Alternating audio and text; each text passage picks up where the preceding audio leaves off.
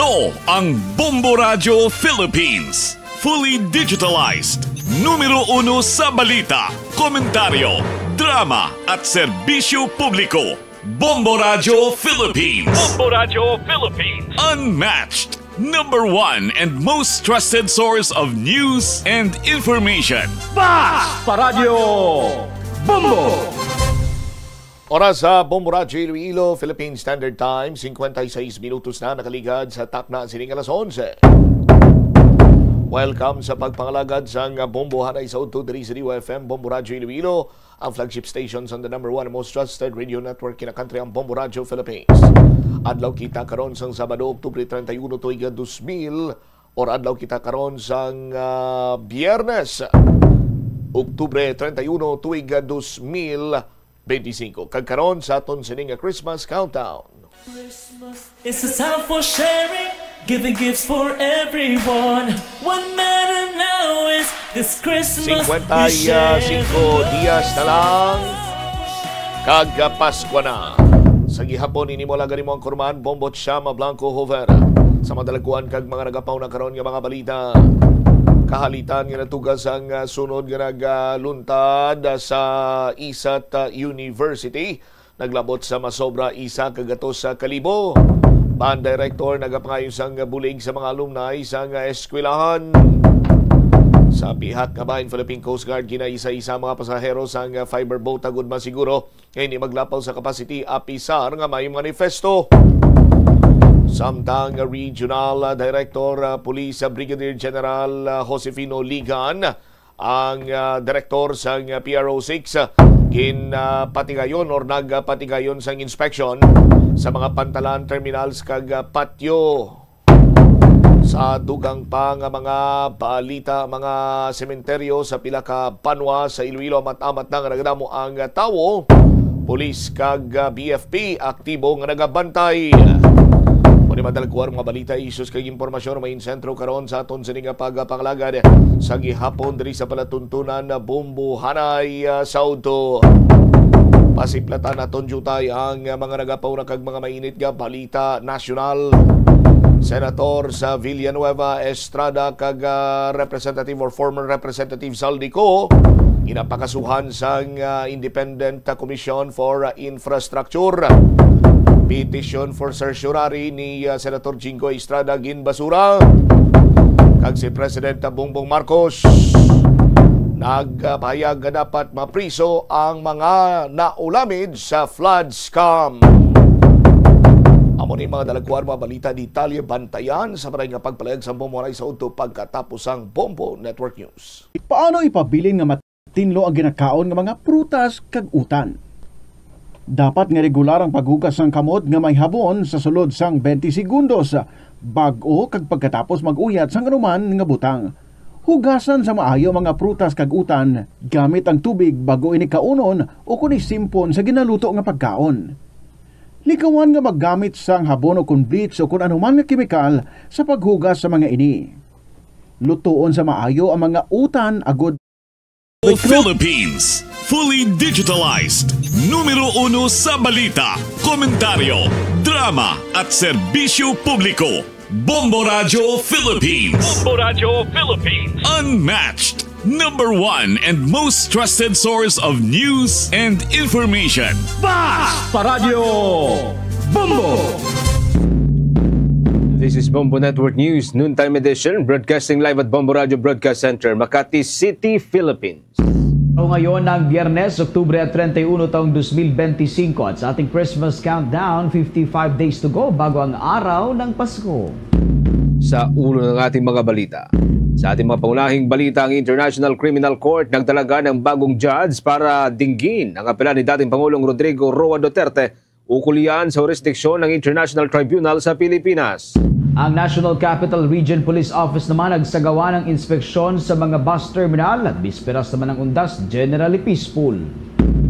Ang bilang ng mga bibisita sa pinakamalaking sementeryo sa buong Pilipinas na Manila North Cemetery nasan pong papalo ng humigit kumulang 300,000 mga katao ngayong araw. Samantala, ito na mga pinuno ng iba't ibang mga bansa nagtipon sa Gwangju, South Korea para yan sa Asia-Pacific Economic Cooperation Summit. Paglago naman ng ekonomiya sa Asia o Asia-Pacific, tinalakay din. Abangan sa ating provincial report, mamayang Archdiocese of Haro umaasang magiging paalala ang undas sa mga kurap para makonsensya at mahiya sa mga namatay na biktima ng pagbaha. Sa ating balita sa ibayong dagat, bilang naman ng mga nasawi sa large-scale anti-illegal drugs police operation sa Rio de Janeiro, umabot na sa 130. Hamas naman ibinalik ang mga labi ng 2 Israeli hostage. Abangan din sa ating sports balita, mamayang Filipino Olympian na si John Siniza pinatawan ng sanction dahil yan sa anti-doping offense. At live nationwide via satellite, dumako tayo sa detalye ng ating mga balita. Itinalaga ngayon ng Appeals Chamber ng International Criminal Court si Judge Luz del Carmen Ibanez Carranza bilang presiding judge sa Appeals Chamber na nakatakdang duminig sa apela ni dating Pangulong Rodrigo Roa Duterte kasunod dyan ng naunang desisyon ng International Criminal Court ukol sa jurisdiksyon nito sa Pilipinas. Si Judge Ibanez Carranza, mga kabombo, ay isa pong batikang hukom mula Peru. May hawak o malawak na karanasan sa pag-uusig ng mga malalaking krimen at pagtataguyod ng karapatang pantao. Nagsilbi siya sa International Criminal Court mula pa noong Marso ng taong 2018 at dati ring Senior National Prosecutor sa Peru na humawak ng mga kasong may kaugnayan sa terorismo at crimes against humanity. Samantala, naaresto si dating Pangulong Duterte noong Marso ng kasalukuyang taon at pagdating mula doon sa may Hong Kong, sabisa po yan ng waran nilabas ng International Court sa kasunod dyan ng isinagawa hong investigasyon sa kanyang drug war. Dinala siya sa The Hague at humarap sa mga hukom sa pamagitan niya ng video link noong Marso 14.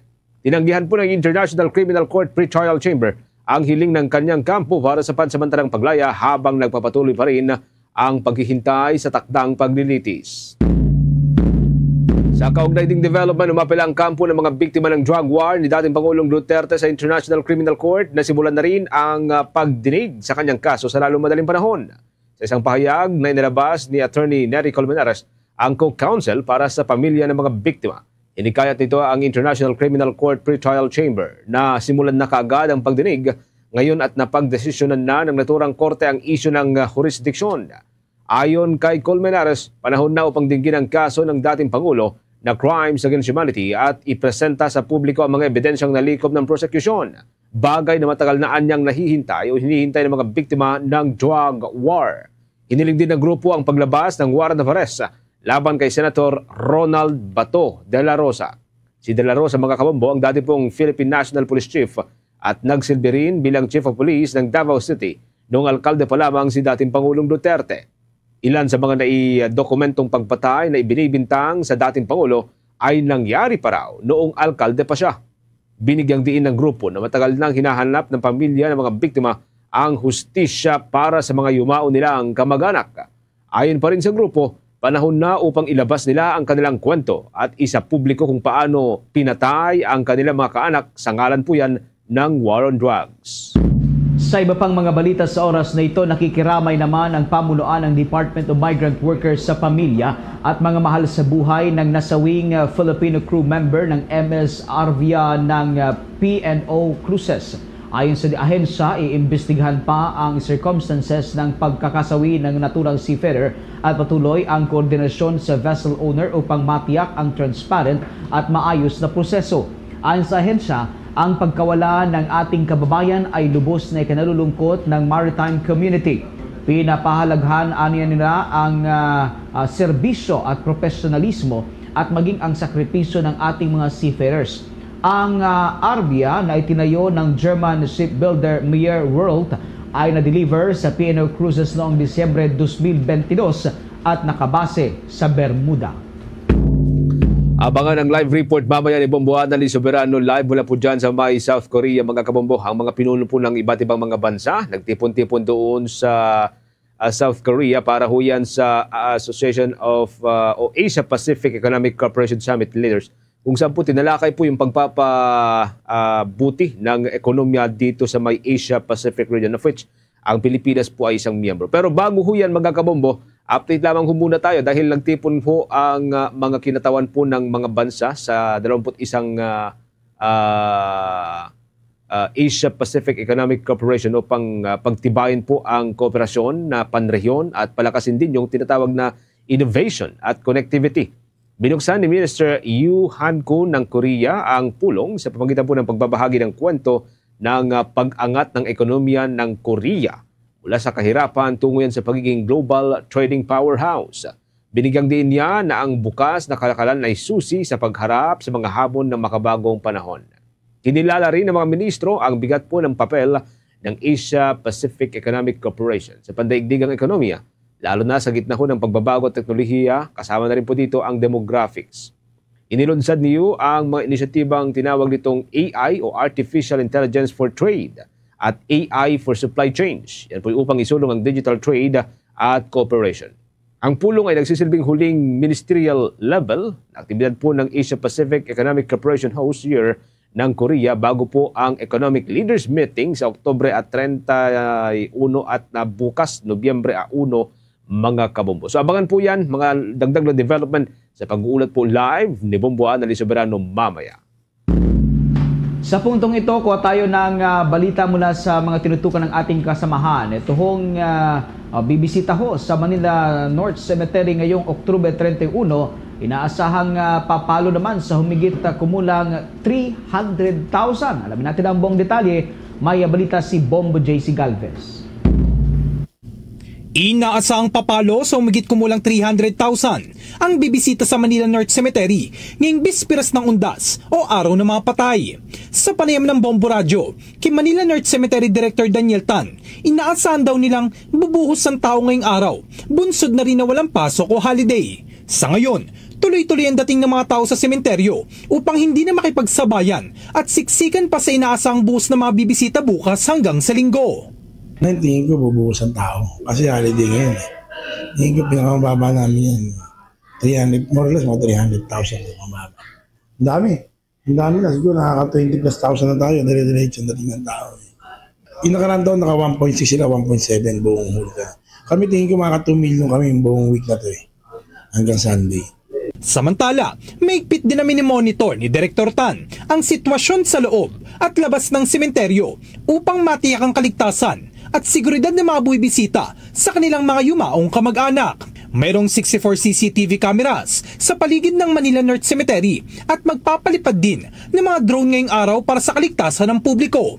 Nakahanda na rin ang mga e-trike na magbibigay ng libreng sakay na prioridad ng mga senior citizens, persons with disabilities at mga may kasamang bata at mga buntis. CCTVs natin, yung command center natin, nakita mo, malaking bagay. Dahil para yung mga tulongges na masamang tao na mga mandulukot, salise, at least alam nila na may kalalagyan sila sa Manila. 64 CCTVs tapos 4 yung lumalaking IP camera natin. Ito pa wala naman din. Marami rin tayong mga civilian sa loob. More than ano kami dito, tulong-tulong different agency. More than 1,000 ang man namin dito. Ang person namin dito. 24 hours po yan po. Pero 9 o'clock, labas na pumatao dito.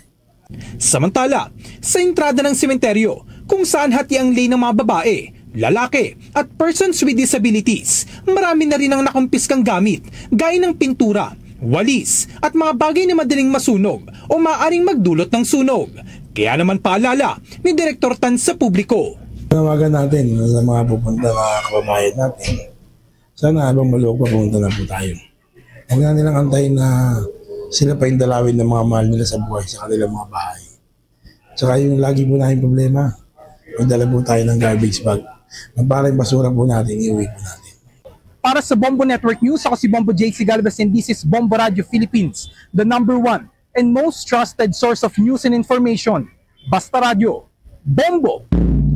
Oras natin 10 minuto makalipas, magkakabombo ang alas 12 ng katanghalian. Dako tayo dyan sa may South Korea, magkakabombo, pagpupulong-pulong po at pagtitipon-tipon ng mga lider ng iba't ibang mga bansa ngayon pong araw at pagtalakay dun ho sa papalakas ng ekonomiya dito po sa Asia-Pacific region. Kasabay pa rin po yan ng summit ng Asia-Pacific Economic Cooperation. May live update mula sa may South Korea si Bombo Annalyn Soberano. Nagtipon at nagpulong ang mga lider mula sa 21 na mga bansa ng Asia-Pacific Economic Cooperation kasama ang mga kinatawan ng mga international organization ngayong araw upang talakayin kung paano mapapalakas ang ekonomiya at maiiwasan ang mga hadlang sa kalakalan sa gitna ng tumataas na mga hamon mula sa unilateral na mga hakbang. Layon ng pagtitipon na maglatag ng mga hakbang upang mapanatili ang malayang kalakalan at mapagtibay ang integrasyong pang-ekonomiya sa rehiyon. Kabilang sa mga dumalo sa summit ngayong araw ang mga pinuno mula sa mga miyembro ng APEC countries, pati na rin si Pangulong Xi Jinping ng China at Japanese Prime Minister Sanae Takaichi. Samantala, hindi na dumalo si US President Donald Trump sa summit ng mga leader, ngunit dumaan siya upang dumalo sa isang business forum at nakipagpulong kay Pangulong South Korean President Lee Jae-myung at Chinese President Xi Jinping. Sa simula ngayong araw na pagtitipon, malugod na tinanggap ni Pangulong Lee ang mga kasamahan at bisitang kalahok. Kabilang na si Pangulong Ferdinand Marcos Jr. na nakipag-usap ng mabilis sa kanya bago nagsimula ang sesyon. Sa unang araw ng ngayong sesyon, may temang itong Towards a More Connected, Resilient Region and bilang host naman ng APEC ngayong taon, layunin ng South Korea na makamit ang isang deklarasyon na magkakasunduan ng lahat ng kalahok sa summit na tinatawag na Gyeongju Declaration at bigyang pansin ang mga inisyatibo ng bansa tulad ng artificial intelligence at mga pagbabago sa demografiya. Sa ngayong sesyon, tinalakay din ng mga lider ang mga mungkahi mula sa mga pinakamataas na opisyal ng kalakalan at ugnayang panlabas ng mga APEC member nations ukol sa pagpapalago ng ekonomiya sa rehiyon, kasama na ang mga hakbang upang palakasin ang kooperasyon sa mga supply chain at ang digital transition. Sa opening speech ni South Korean President Lee, sinabi nito na napapanahon ang pagtitipon ng APEC leaders ngayong nararanasan ang mga hamon sa malayang kalakalan. Hinikayat ni Lee ang APEC leaders na maging bukas sa kanilang pagpapahayag ng posisyon sa nagpapatuloy na leaders meeting. Nagbigay din ng intervensyon si Pangulong Ferdinand Marcos Jr. sa nasabing pulong. Pakinggan natin si Pangulong Ferdinand Marcos Jr. Mapakahalaga po itong meeting na ito dahil hindi lamang ito para sa Pilipinas, kundi para sa buong Southeast Asia at ngayon yung ating itinatawag na Indo-Pacific region. Dito nagkakaisa mga bansa sa rehiyon para pag-usapan kung paano natin mapapalakas ang ating mga ekonomiya. Mas mapapabilis ang palitan ng produkto at serbisyo at masisiguro na ang bawat mamayan, lalo na ang ordinaryong Pilipino na may maliliit na negosyo ay sila ay kasama sa ating pag-uunlad. Para sa Pilipinas, malaking tulong ang APEC. Pinag-usapan sa APEC kung paano mapadali ang pagpapasok sa negosyo. Mas maraming negosyo, mas maraming trabaho. Mas maraming trabaho, mas maraming oportunidad at mas matibay na ekonomiya para sa ating mga si Pangulong Ferdinand Marcos Jr. Live mula dito Bombo, sa Gwangju. Yes, Bombo. Yes, Bombo. Doon sa paghaharap nitong mga more than 20 na mga leader ng under sa Asia Pacific Economic Cooperation, wala namang lumalabas na mga tension in between sa kanila. Wala naman, no, kasi kanina binantayan natin itong pagpasok, no, kasi pinakahuling pumasok kanina itong si Chinese President Xi Jinping, pero nakita natin kanina ay hindi naman, parang hindi nagkausap si Pangulong Marcos at itong si President Xi Jinping. So wala naman, at yung luncheon work nila ngayon, no, yung luncheon meeting nila ngayon ay talagang yung palang magaan yung pakiramdam, yung atmosphere magaan, at wala namang nakikitang tension Bombo Genesis, dahil ito nga naman ay issue ng pangkalakalan. Even sa pagitan ng South Korea at ng Chinese President, kasi maalala natin na ang China ang sinusuportahan nito North Korea, no, and ang US sinusuportahan nito ang South Korea. Wala namang ganitong mga tension kanina, geopolitical tension. Wala naman, although inaamin talaga ng mga leader na may geopolitical tensions, no? Pero wala naman tayong naramdaman ngayon kasi nga ang usapin dito ay puro kalakalan, Bombo Genesis. So ito yung kanilang priority ngayon at hindi pinag-uusapan dito ang issue ng seguridad. Sige, maraming salamat. Ingat ka dyan, Bomboan. Live mula dito sa Gwangju, South Korea, Bombo Anali Montaño Soberano nag-uulat. And this is Bombo Radio Philippines, the #1 and most trusted source of news and information. Basta Radio, Bombo! Balik po tayo sa mga usapin dito ho sa ating lokalidad. Naharap po sa banta na malawakang pagbaha ang 10 rehiyon sa bansa ngayon pong bisperas ng Undas, Oktubre 31. Batay sa impormasyong inilabas po ng State Weather Bureau, apektado ang 10 rehiyon sa Intertropical Convergence Zone at hanging amihan na umiiral sa malaking bahagi ng ating bansa. Kabilang po dito ang mga sumusunod, mga kabombo. Diyan po sa may Region 4A o diyan sa may Calabar Zone, ang Region 4B o Mimaropa Region, Region 5 o dyan po sa may Bicol Region, Region 6 sa Western Visayas, Region 9 sa Zamboanga Peninsula, ang Region 10 o Northern Mindanao. By the way, nariyan po sa inyong mga screen para po sa mga nanonood po sa atin ngayon pong araw, ngayon pong tanghaling ito. Kasama rin po dito ang Davao Region o Region 11, ang Region 12 o dyan po sa may Sorsogon, Region 13 o dyan po sa may bahagi ng Caraga at ang Bangsamoro Autonomous Region in Muslim Mindanao. Sa ilalim po ng inilabas na flood warning, posible ang pagbaha sa mga mababang komunidad kasama na pong pagguho ng lupa sa mga bulubunduking lugar. Hindi rin inaalis ang posibilidad na magpapatuloy mga naturang pagulan sa mga susunod na araw. Samantala, naka-standby na ang Quick Response Team ng Department of Social Welfare and Development o DSWD para sa anumang emergency ngayong panahon ng Undas. Ayon sa ahensya, nakakalat na mga ito sa iba't ibang field office para kaagad na rumisponde at umalalay sa emergency situation tulad ho ng sakuna, aksidente at iba pang mga pangangailangan. Ang bawat quick response team ay binubuo ho ng mga medical at health experts at iba pang mga personnel na maaring rumisponde at mag-augment sa mga lokal na pamahalaan. Sa kabuuan ng Undas Break, nasa ilalim ng heightened alert ang lahat ho ng field office ng naturang ahensya upang tumulong ho sa mga Pilipinong uuwi sa mga probinsya. Magpapatuloy ito hanggang sa pagtatapos ng break kung kailan inaasahang babalik na muli o sa muli itong biyahero sa mga lugar kung saan sila nagmula. Maliban sa mga quick response team, nag-deploy din ang ahensya ng sapat na family food packs at iba pang food at non-food items para sa mga pasahero na posibleng ma-stranded habang nasa kasagsagan ng biyahe. Ito ay kasunod na rin ng naunang kautusan ni Department of Social Welfare and Development Secretary Rex Gatchalian sa lahat ng mga regional office ng kanilang ahensya. Samantala, bilang paggunita pa rin po ng Undas, mas pinalalim pa po ng Philippine Coast Guard ang operasyon nito at pangunahin pong binabantayan ngayon ng mga pantalan upang matiyak ang ligtas na paglalakbay ng mga pasahero.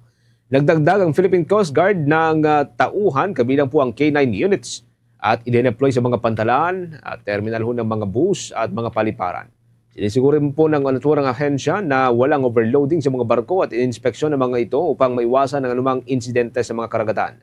Meron din mga medical teams at deployable response group sa mga terminal, mga dalampasigan at mga coastal tourist area, lalo na ho dyan sa may bahagi ng Palawan sa western side ng ating bansa.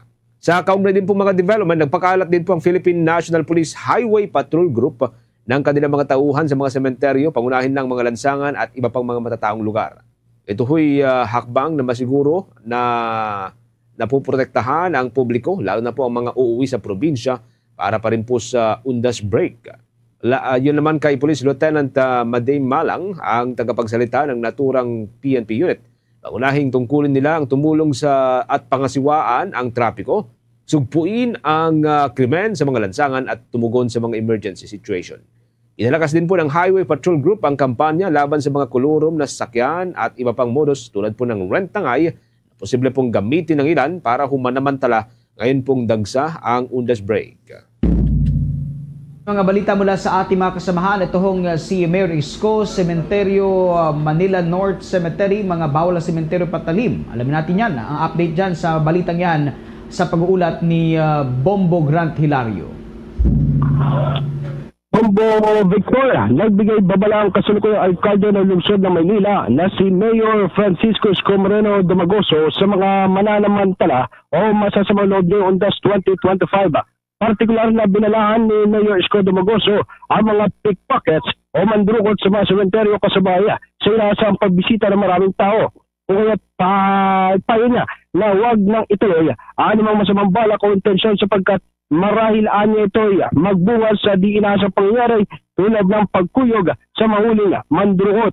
Dito ang alkalde na hindi nito kayang mapigilan sa kanilang mangyayari o kuyugin ng tao ang mga masasamang loob. Ating pakinggan si Mayor Francisco Isko Moreno Domagoso alkalde ng lungsod ng Maynila. Good luck. Basta kami nag-abiso. Nung 2 weeks ago, nag-abiso na ako na kayong mga tulisan at tulongges, huwag nyo nang balakin. Kasi baka mamaya magkaroon ng untoward incident. Di susunod na November 1, kayo naman ang dadalawin ng mga pamilya ninyo. You'll never know. Kasi maraming tao, at hindi ko rin mapipigilan ng taong bayan pagka kinuyog kayo. Subalit, binigyan dinaw ni Mayor Isko Moreno Dumagoso na kanyang hindi hinikayat ang habang o reaksyon mula sa publiko habang kanyang tinigil naman na mananatiling nakantabay at nakatutok ang pamalang lungsod nila sa paggunita ng karamihan sa undas ngayong 2025. Muli si Mayor Francisco Isko Moreno Dumagoso. Pagka namabrul kayo ng taong bayan, huli na para sa lahat. We don't encourage, but sa galit ng tao, bere mo nga naman saan ka nakakita papasyalan ko lang yung pamilya ko, niyayari pa ako ng tulongges. Wag na lang basta payo ko lang naman yan. But then again, matatanda na kayo, alam nyo na ang tama't mali, but we will make sure na may gobyerno sa Maynila. Dagdag pa rito, Victor Bombo Genesis, pagtitiyak ni Manila Mayor Isko Moreno Dumagoso na hahabulin ang sinumang gagawa ng hindi maganda o masasamang loob sa sementeryo. Kaya sinabi na sa pamamagitan ng Manila Police District ay sasiguridin anilang mapapanagot ang mga tulisan at mandurukot. Muli, may isa pang pakinggan ang alkalde ng lungsod ng Maynila na si Isko Moreno Dumagoso. Ngayon, kung nakalimbawa, maswertehan nyo, yung araw ng patay naging Pasko sa inyo, nakatakas kayo, yung kukunti nyo nakuha, hindi magiging sulit dahil mauubos yun, yung kinita ninyo sa pagtatago. Dahil as we have committed ourselves through the leadership of MPT, when you do it in Manila, we'll make sure, matter of time, few days, a day, or a few hours, we'll apprehend you. We'll go after you. So, hindi sulit. Liwas na lang po kayo sa... Samantala, Victor Bombo Genesis sa ating pag-ikot dito sa Manila North Cemetery ay patuloy yung pagdating ng mga tao na bibisita sa mga puntod ng kanilang mga miles sa buhay. Ngayon din, Victor at Bombo Genesis ay patuloy pa rin nagbabawal yung pagdala ng mga speaker o yung mga gadget na may malalakas na pangtugtog, mga patalim, sigarilyo at mga iligal na gamot. Mula dito sa Manila North Cemetery, ito si Bombo Gran Hilario and this is Bombo Radio Philippines. Yes, Bombo Genesis. Isang katanungan lamang, kamusta yung mga pag-inspection doon sa mga pumapasok dyan? Gaano na karami yung mga nakukupis ng mga bagay, yung mga ipinagbabawal na ipasok dyan sa loob ng sementeryo? Bombo Genesis, sa ating pagpasok dito sa Manila North Cemetery ay sa mismo entrance pa lamang ay may mga linya-linya na o yung mga ilang gate ko mga papasukan ng mga bibisita kung saan ini-inspeksyon na yung kanilang mga dala-dala. Kung saan Bombo Genesis ay hiwalay yung linya ng mga merong bag sa mga walang dala at yung mga may bag na merong mahuli ang ipinagbabawal na dalahin ay kanilang kinukumpiska. Kung ating tatanungin sa kabuuan bilang ng mga nakumpiskang bagay ay patuloy natin itong hihingi sapagkat patuloy pa rin sila nakakakalap. Sa ating pagpunta o pagdating dito ay ating nakita yung paunti-unti pa lamang nila nakukumpiska at yung karamihan dito ay yung mga sigarilyo o yung mga box ng sigarilyo na kung saan ay may pinagbabawal na ipasok sa loob ng sementeryo. Bombo Genesis. Sige. Maraming salamat. Ingat kayo dyan, Bombo Gran. Nagulat live mula dito sa Manila North Cemetery. Ito si Bombo Gran Hilario and this is Bombo Radio Philippines, the number one and most trusted source of news and information. Basta Radio Bombo. Mamaya makakausap din po natin ang nagsisilbing Executive Director ng Land Transportation Office, si Attorney Greg Pua Jr. mga kabombo. Kaugnay pa rin po ito sa ilang mga reminder mula po sa Land Transportation Office para pa rin sa mga kababayan po natin na magsisipag-uwian sa mga probinsya po ngayong undas break o naka-break ho tayo para yan sa 3 araw na undas, Oktubre 31 o Nobyembre 1 at Nobyembre 2. Sabangan po yan mamaya, makausap po natin ang isa po sa mga opisyal ng Land Transportation Office. Inaasahan po magpapatuloy din hanggang ngayong araw ang mabigat po na trapiko dyan sa may kahabaan po ng Northern Luzon Expressway. Ang naturang expressway ang magsisilbi pong connection sa pagitan po ng National Capital Region o dito po sa Metro Manila at ng Central Luzon patungo sa mga Northern Luzon provinces tulad po ng mga probinsya dyan sa may Cagayan Valley, sa Ilocos Region at Cordillera. Kahapon, nagsimula na po ang unti-unting pagbigat ng daloy ng trapiko sa Mayenlex dahil po sa libo-libo mga sasakyan na nagtutungo ho sa Hilagang Luzon. Ayon naman sa tagapagsalita po ng naturang opisina na si Ginoong Robin Ignacio, inasahang libo-libong sasakyan muli ang dadaan po sa kabuuan ng expressway hanggang mamayang gabi. Tulad ditong mga nakalipas na araw, pinapatiyak din po ng naturang opisina na gumagana mga toll gates at mga toll plaza upang mabilis ang pag-usad po ng trapiko.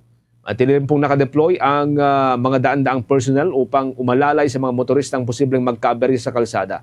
Kasama po mga personnel ng Northern Luzon Expressway sa mga nagsasagawa ko ng patrol operation sa kabuuan po ng expressway upang umasiste sa mga motorista na posible pong magkaaberya, kasama na yung mga posible pong mga vehicular accident sa kahabaan ng naturang highway, mga kabombo.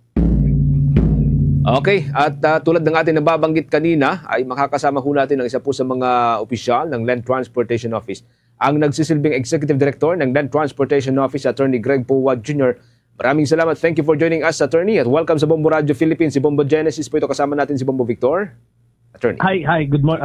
Magandang hapon po, Bombo Genesis, Bombo Victor, at sa lahat po ng nakikinig po sa ating minamahal na Bombo Radio Pilipinas po. Thank you for joining us. Tayo po live na napapanood at napapakinggan sa ating 32 stations. Kamusta po yung mga inisyatiba po natin na inilatag kasabay po ng inaasahan po nating Undas Exodus, Attorney? Opo, Bombo Genesis. Since last week po, naghahanda po tayo dyan. Last week pa po, umiikot na po tayo sa ating mga terminal.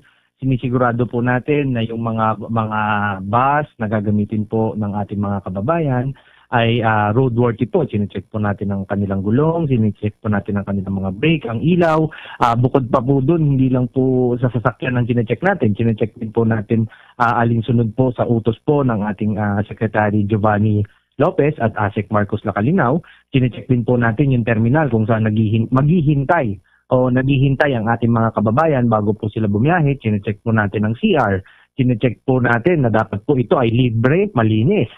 Bukod pa po doon, sinisigurado po natin na may sufficient exhaust po o hangin ang ating mga kababayan habang naghihintay po ng kanilang mga sasakyan. Bukod pa po rito, since last week po, nakadeploy na po ang ating pong mga enforcers and other deputized agents in coordination with other agencies such as PNP, LTFRB, Coast Guard. Nakadeploy po yan sa iba't ibang sulok ng ating bansa para po siguraduhin na maging ligtas po ang biyahe ng ating po mga kababayan pauwi po sa kanilang probinsya ngayong Undas, at hindi lang po doon natatapos, pati po pagbalik. Kasi po ang aming pong Oplan Undas ay until November 6 or Wednesday next week. Sisiguraduhin din po natin na maligtas ang magiging biyahe ng ating mga kababayan para pagbalik po galing sa kanilang probinsya. Chinek din po natin, Bombo Genesis, yung mga drivers ng ating mga pampublikong sasakyan. Sinigurado po natin na sila po ay fit to drive. Chinek po natin kung nakainom po sila using our alcohol breath analyzer. Nagkaroon din po tayo ng random ng mga drug testing doon po sa mga terminal, at yung mga nag-patch positibo po sa droga ay hindi na po papayagang makabiyahe. Yun po, Bombo Genesis. I understand na yung pong isa sa mga pangunahing concern po ninyo ay yung safety, attorney, ano? Pero I believe isa rin po sa mga tinututukan ngayon ng Land Transportation Office, yun pong mga unregistered vehicle, kasama ang Land Transportation Franchising and Regulatory Board. Kasama rin po dito yung mga reckless drivers. So far, itong dalawang ito, unregistered vehicle at mga reckless drivers, kamusta yung monitoring po ninyo? Opo, tuloy-tuloy naman po. Unfortunately, meron nga po tayong nahuhuli ng mga unregistered na babiyahe. Ibig sabihin po kasi pag unregistered, ay isang taon na at the minimum na isang taon nang hindi po narirehistro, sigurado hindi rin po na-check yung kanilang roadworthiness. Yun po, hinuhuli po natin yun. Kinukuha po natin yung PACA, technical impounding. Tapos yung mga reckless po, yan naman po kahit naman po walang bakasyon, walang undas, talaga pong chinecheck po natin yan. Hindi lang po tayo ang nagche-check dyan dahil ang kababayan po natin mismo ang mga nagche-check dyan. Marami pong nagsisend sa amin through our social media na mga reckless driving o kung yung mga tinatawag po natin ay mga kamote drivers. Ito ang unang pagkakataon ninyo, sir, bilang executive director na maranasan po ang undas. Paano, ano yung mga challenges so far na encounter po ninyo, attorney? Hindi po, Bombo Genesis. I was appointed as executive director of the Land Transportation Office June 2024. So last year po ay nasubukan na rin po natin ang undas, nasubukan din po natin yung bakasyon ng Pasko. And just like any other bakasyon, vacations, mahigpit po 24/7 po ang ating mga enforcers na nagbabantay po. Yung po mga enforcers natin, hindi po natin pinayagan po silang mag-leave para po tutok lahat dito po sa ating Oplan Undas. Pangalawa na po pala ninyo. Ano mga challenges so far, attorney, na ninyo pong na-encounter? Well, challenges po talaga is just like any other, just like last year, yung lack of manpower po talaga. Dahil hindi naman po talaga ganun karami ang enforcers po ng LTO. Yung mga deputized naman po natin, although marami, but it is not sufficient kasi kahit sa sulok po ng bansa natin ay may nagda-drive, may sasakyan. Yun po ang gusto po talaga natin, bawat sulok ay malagyan natin ng enforcers para po ma-install ang discipline po sa atin pong mga motorista, hindi lang tuwing bakasyon, but every day, every time they use our public roads. Attorney, on my part lamang, kasi hindi naman talaga may iwasan na medyo marami-rami itong mga kamote riders and drivers natin. Well, matanong ko lamang, attorney, saan mga lugar kayo may maraming nahuhuli ng mga traffic violators simula na nag-umpisa itong Undas Exodus, attorney? Iba't iba po kasi buong regions po yung nakukuha natin pong mga reports. Pero ang napapansin po natin, the least the people expect na nandun po ang LTO, dun po natin nakikita na marami pong mga violators. Mula ho doon sa inyong mga nahuli ng mga drivers, ano ho yung mga pinaka-common na traffic violation? Well, hindi ba pwedeng luwagan yun ng kaunti yung mga travel regulations or as is pa rin ito, attorney? Sir, hindi po natin pwedeng pwedeng luwagan o pwedeng isugal ang kaligtasan ng ating mga kababayan. So, ang talaga pong common na nakikita natin is yung pong reckless mga reckless driving, yung mga hindi po nag-helmet na nakamotor, hindi po nagsi-seatbelt. We cannot compromise safety po, sir. So that's why tinitignan po natin ang bawat isa. One last point na lang po siguro, attorney, sakop pa rin ba ng ahensya po ninyo yung mga fixture doon sa mga mga terminal na mga malalaking bus terminals? Kasi sa Philippine Coast Guard, parang may namumonitor ko sila ng mga nagiging fixture sa loob po ng mga pantalan. Sa part po ninyo, namumonitor din po natin ito, attorney? Ito po, namomonitor po natin ito kasi kasama naman po, we are one DOTR family. Ang sabi nga po ng ating Secretary Giovanni Lopez po ay talagang magtulungan ang lahat ng ahensya sa under the DOTR family and in makipag-coordinate po sa iba't ibang ahensya ng gobyerno. So meron po tayong mga task force dyan na tinitignan po yung mga nagbebenta ng mga ticket sa mga pinagsasamantalahan po yung ating pong mga kababayan na gusto lang pong makauwi. In fact, kung maaalala nyo po, last year marami po tayong sinokos ng mga taxi drivers naman po na naniningil ng mas mataas sa dapat po nilang singilin base sa kanilang mga metro. Sinokos po natin yun, pinagpaliwanag natin yung driver at meron po tayong mga nasuspinde at na-revoke na mga lisensya ng mga taxi drivers na ito. And possibly ngayong taon, meron po ulit, attorney? Meron po.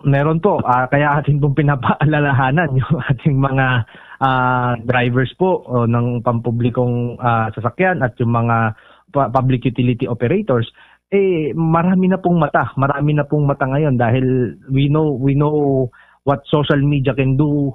Halos lahat po ng tao may camera. Ay kaya pag kayo po ay na-video at kayo po ay nireklamo sa amin, hindi po kami magdadalawang isip na kung kayo po ay license holder, i-revokean yung inyong lisensya, at kung kayo naman ay franchise holder, kami naman po ay makikipag-coordinate sa LTFRB para naman po ma-actionan yung mga gawain nyo sa franchise nyo. Okay. Attorney, alam kong nag-iikot pa po kayo, ano? Maraming salamat. Ingat po kayo. Attorney. Maraming salamat po, Bombo Victor at Bombo Genesis.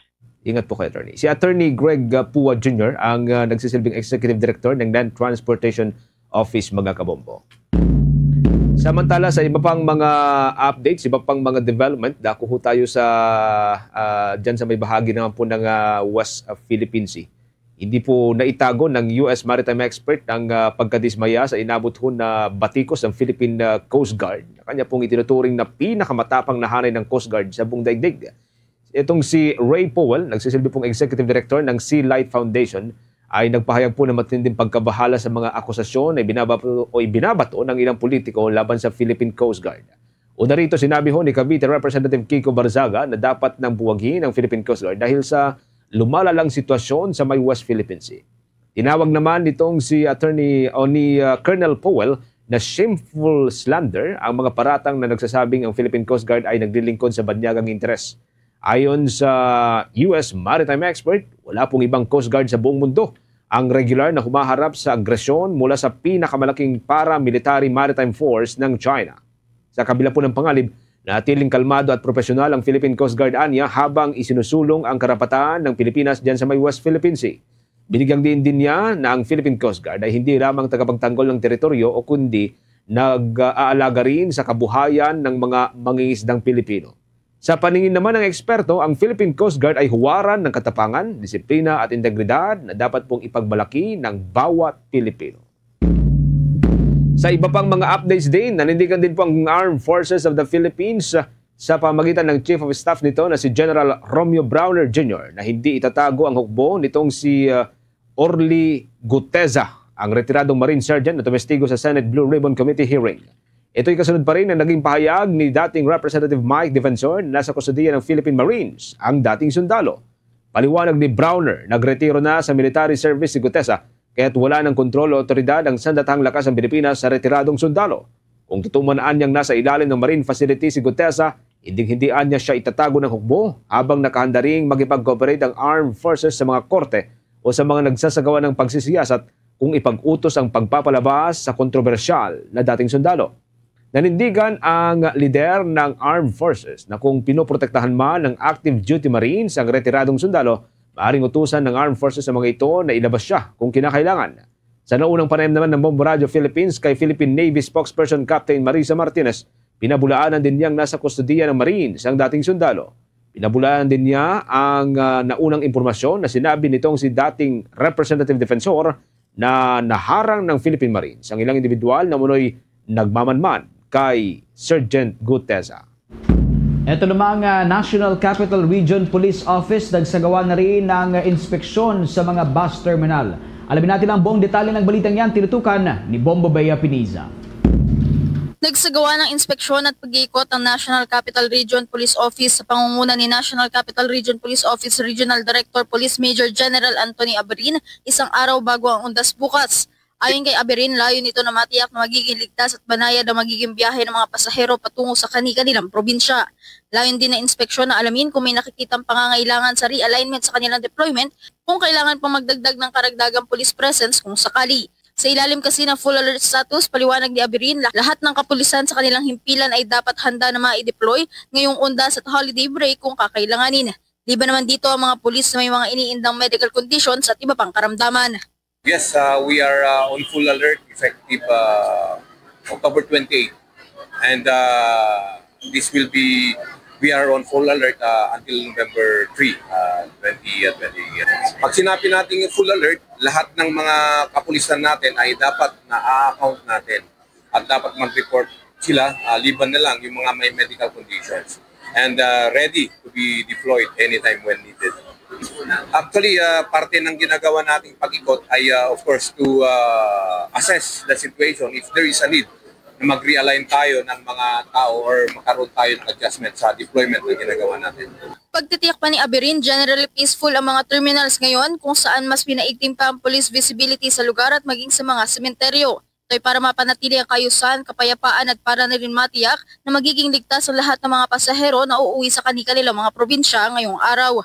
Katuwang din ng National Capital Region Police Office sa pagpapatupad ng seguridad ang iba pang lokal at non-government organizations at iba pang mga tauhan mula rin sa ibang law enforcement agencies.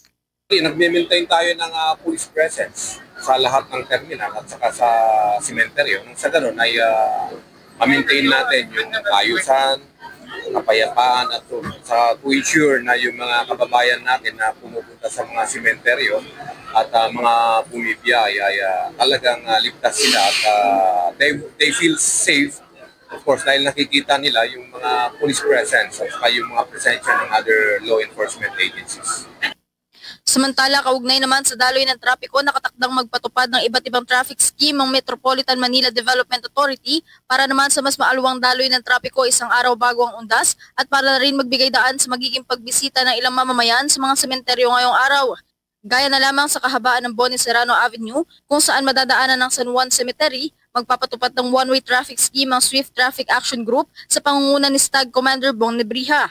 Anya, bagamat maganda sa kasalukuyan ng daloy ng trapiko, asahan pa rin na pagdating ng hapon hanggang bukas ay makakaramdam na ng kaunting pagsikip ng daloy sa trapiko sa malalaking bahagi at lansangan ng Kalakhang, Maynila. So actually ngayon dito sa Santolan medyo maganda pa yung daloy ng trapiko.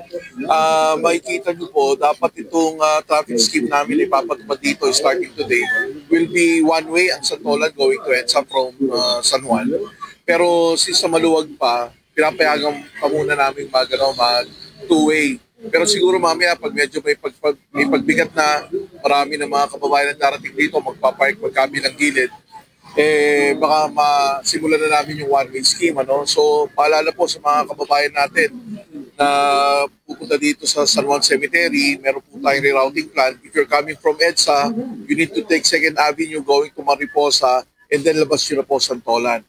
Then if you're coming from San Juan, going to EDSA, itong Santolan po, one-way po papunta ng EDSA mamaya.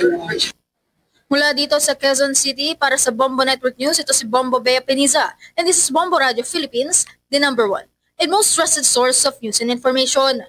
Basta Radio, Bombo! Mula sa may Quezon City, dako tayo dyan sa may Parañaque Integrated Terminal Exchange. Marami para hong mga biyahe, mga kabombo, para ho doon sa mga kababayan po natin na hahabol pa at uuwi sa mga probinsya. May live report si Bombo Isa Cotoner. Bombo Genesis, Bombo Victor, ramdam na ang unti-unting pagdagsa ng mga pasaherong uuwi sa probinsya sa Parañaque Integrated Terminal Exchange ngayong Biyernes, Oktubre 31, isang araw bago ang undas. Ayon kay PITX Senior Corporate Affairs Officer Colleen Calbasa, marami pa rin ticket sa maaaring bilhin ng mga mag-walk-in sa terminal at sapat pa ang bilang ng mga biyahe para sa mga habol na makauwi sa kanilang mga probinsya para sa undas. Paliwanag niya, mas marami ang mga paserong mas maagang bumiyahe nitong mga nagdaang araw kaya't hindi masyadong siksikan sa terminal ngayon. Patay sa datos ng PITX, umabot na sa 68,732 ang foot traffic sa terminal as of 11 a.m. yan at inaasahan pang dadami ang bilang dahil holiday na at wala nang pasok sa trabaho at paaralan. Kaugnay niyan, pakinggan natin ang tinig ni Parañaque Integrated Terminal Exchange Senior Corporate Affairs Officer Colleen Calbasa. Marami pa po tayo available na tickets doon. So yung mga pasahero natin na gusto pang pumunta sa kanilang mga probinsya, pwede pa naman po mag-walk-in dahil marami pa tayong available na tickets. Sa seguridad naman, patuloy ang paghihigpit sa terminal. Nakakumpiska mga pulis ng mga patalim at flammable materials sa checkpoint. Mula Oktubre 27, umabot na sa 120 ang mga ipinagbabawal na kagamitan na nakumpiska at may 27 security personnel na nakatalaga para tiyakin ang kaligtasan ng publiko. Paalala ng pamunuan ng PITX, iwasan ng magdala ng anumang mga bawal upang hindi maantala ang pagbiyahe. Kaugnay niyan, pakinggan natin muli ang tinig ni Parañaque Integrated Terminal Exchange Senior Corporate Affairs Officer Colleen Calbasa. Sa mga pasahero po natin na pupunta sa ating terminal, bawal na bawal po dito dalhin ang flammable items, kasama na po dyan butane at gas dahil marami po tayo nakakonfiscate niyan recently. And then syempre sharp objects na rin po dahil yan po marami rin po tayo nakakonfiscate, mga itak, knives, scissors, bawal na bawal po yan dito. And syempre bawal po ang baril. Yan po mga pinagbabawal natin na mga bagay or gamit ay ito yung preventive measure para po maging safe at convenient po ang biyahe ng ating mga pasahero. Dahil if ever po na isakay natin sa compartments ng buses ang mga flammable items natin, that may cause some accidents or incidents po. Samantala, sa pag-iikot naman ng Bombo Radio Philippines sa terminal, ilang pasahero ang mas pinili ngayong araw bumiyahe dahil may pasok pa sila kahapon. Kabilang dito si Erica Pulvinar na mula sa General Trias, Cavite na pauwi naman ngayong araw sa Bicol. Kwento niya, maaga sila nag-book ng tickets kaya mabilis lang ang kanilang biyahe at iwas sa berya. Dagdag pa niya, naging madali naman ang kanilang pagpasok sa terminal at hihintayin na lamang nila ang kanilang oras ng biyahe. Kaugnay niyan, pakinggan natin ang tinig ni Erica Pulvinar, pasahero dito sa Parañaque Integrated Terminal Exchange. Yun na po kayo, October 31, may bukas pumuntas na.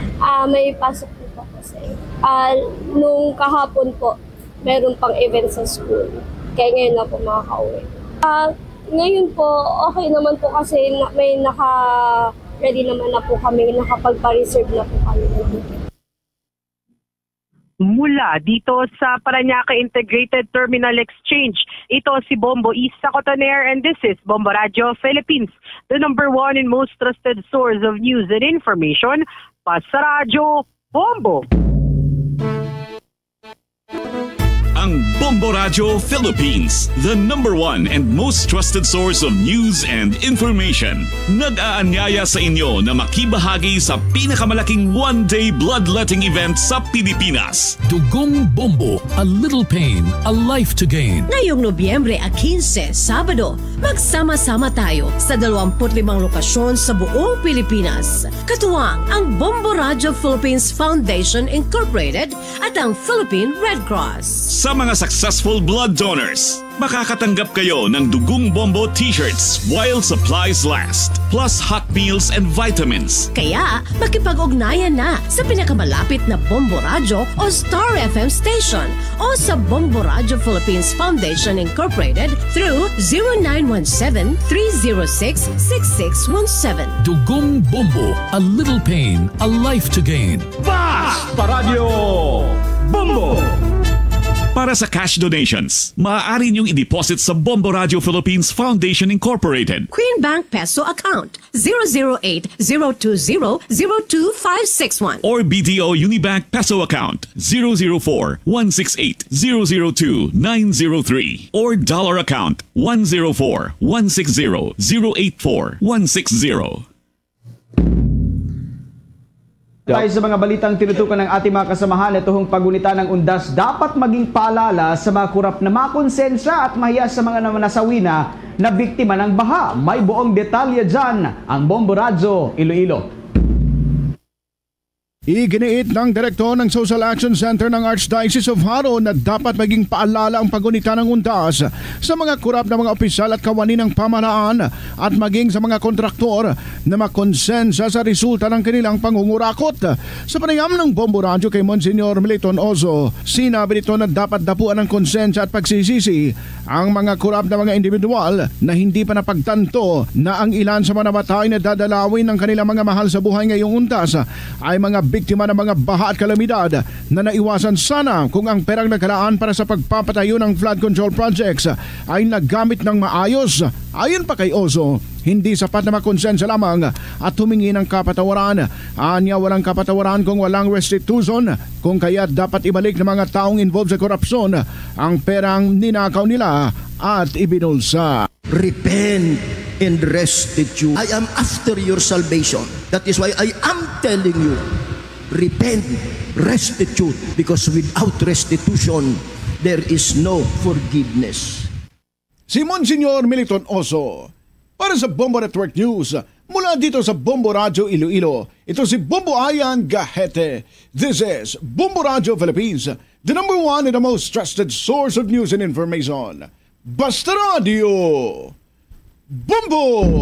Mula dyan sa may Western Visayas, dako tayo dyan sa may Ilocos Region. Naka-alerto rin ang Provincial Disaster Risk Reduction Management Office dyan sa may bahagi po ng Pangasinan area. Kasabay pa rin po yan ng undas o itong undas break. May update naman po dyan ng Bombo Radio Dagupan. Naka-blue status na ang Pangasinan Provincial Disaster Risk Reduction and Management Office o PDRRMO bilang paghahanda sa nalalapit na undas. Ayon kay Vincent Chu, ang Operations Supervisor ng Pangasinan PDRRMO, sa panayam ng Bombo Radio Dagupan, layunin ng hakbang na ito na lalo pang mapaigting ang kahandaan at seguridad sa ilalim ng Oplan Undas.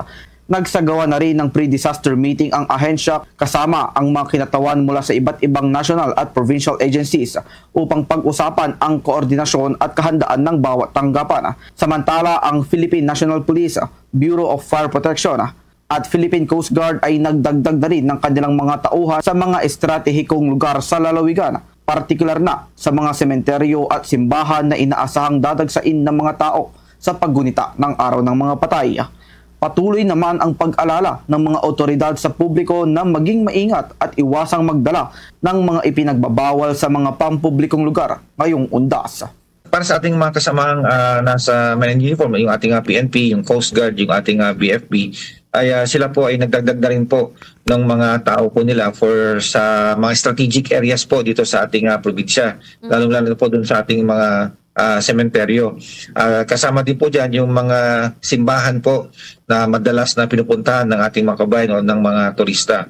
Dito naman po sa aming opisina, tayo po ay naka-preposition na dito po sa ating mga satellite offices sa may central, sa western at saka sa eastern.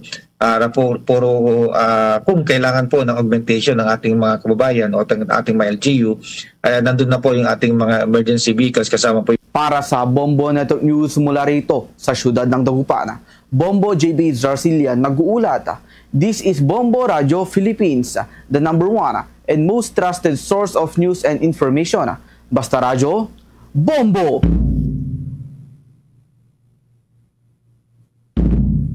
Balita sa ibaing dagat mga kabombo, ito hong mga kabaong na naglalaman umano ng labi nito mga bihag, ibinalik ng Hamas sa Israel. May buong detalye dyan ang Bombo Radio Rojas. Dalawang kabaong na naglalaman umano ng labi ng mga bihag ang ibinalik ng grupong Hamas sa Israel sa pamamagitan ng Red Cross sa Gaza. Ayon kay Bombo LV Pregua, international correspondent ng Bombo Radio sa Israel, dadalhin ng mga puwersa ng Israel ang mga labi sa National Center of Forensic Medicine sa Tel Aviv para sa formal na pagkakakilanlan. Nauna nang inihayag ng armadong pakpak ng Hamas na natagpuan nila ang mga bangkay ng dalawang Israeli hostages na sina Amiram Cooper at Sahar Baruch. Gayunman itong Martes, inakusahan ng gobyerno ng Israel ang Hamas ng paglabag sa kasunduan ng tigil putukan matapos itong ibigay ang isang kabaong na naglalaman ng mga labi na hindi kabilang sa 13 Israeli at dayuhang bihag na patuloy pang nawawala sa Gaza. Aniya, ito na ang pinakamabigat na pag-atake mula nang magsimulang tigil putukan noong Oktubre 10. Itinuturing din itong pinakamalaking hamon sa kasalukuyang kasunduan ng dalawang panig. Ipinahayag ng militar ng Israel na ang mga panibagong pag-atake ay tugon sa umano'y paglabag ng Hamas sa kasunduan ng tigil putukan. Ngunit itinanggi ito ng Hamas at sinisi naman ng Israel sa patuloy na paglabag sa napagkasunduan. Nakita kasi ng Israel sa satellite nila na tinapon sa likod ng building at saka nilibing. So nakita ata ng Red Cross ng Israel. Yun doon nagalit ang Israel. So hindi sila nagaano ng ano nila kuan na sumusunod sa ano ng ceasefire at saka sa pinag-usapan nila na ibalik lahat ang mga hostages, patay man o buhay. Mula dito sa Bombo Radio Rojas, para sa Bombo Network News, ako si Bombo Lindsay Ermitanio Bade. This is Bombo Radio Philippines, the #1 and most trusted source of news and information. Basta Radio, Bombo! Umabot ho sa 130 naman ang bilang ng mga kumpirmadong nasawi sa large-scale police operation dyan sa Northern Rio de Janeiro sa Brazil. Isinagawa ang naturang operasyon upang pigilan ang Red Command Gang o kilala sa lokal na pangalang Comando Vermelho na lumaganap sa malaking bahagi ng Brazil at lalo pang lumawak ang saklaw at impluwensya nito. Ang naturang grupo ay sinasangkot sa kalakalan ng illegal na droga at maging sa mga arm trafficking. Ayon sa local authorities sa naturang lugar, umabot ho sa 2,500 special forces ang idineploy sa mga lugar na pinaniniwala ang pinagtataguan ng mga miyembro ng naturang gang hanggang sa nauwi ito sa matagal na sagupaan. Umabot na rin sa mahigit 100 katao ang naaresto habang patuloy ang clearing operation sa lugar. Dahil dito mapila si United Nations High Commissioner for Human Rights Volker Turk sa pamahalaan ng Brazil na magpatupad ng komprehensibo at epektibong reforma para sa pulisya at mga serye ng police operations sa naturang bansa. Bagaman kinikilala ng UN ang hamon na dulot ng Komando Vermelho, tinukoy ng international organization ang umano'y madugong police operations sa naturang lugar na kalimitang nagre-resulta sa maraming pagkakasawi ng mga individual. Apila ng opisyal sa Brazilian authorities, dapat ay tigil na ang brutal na patay at sa halip ay palitan ng law enforcement na sumusunod sa international standards. Bombo Sports News.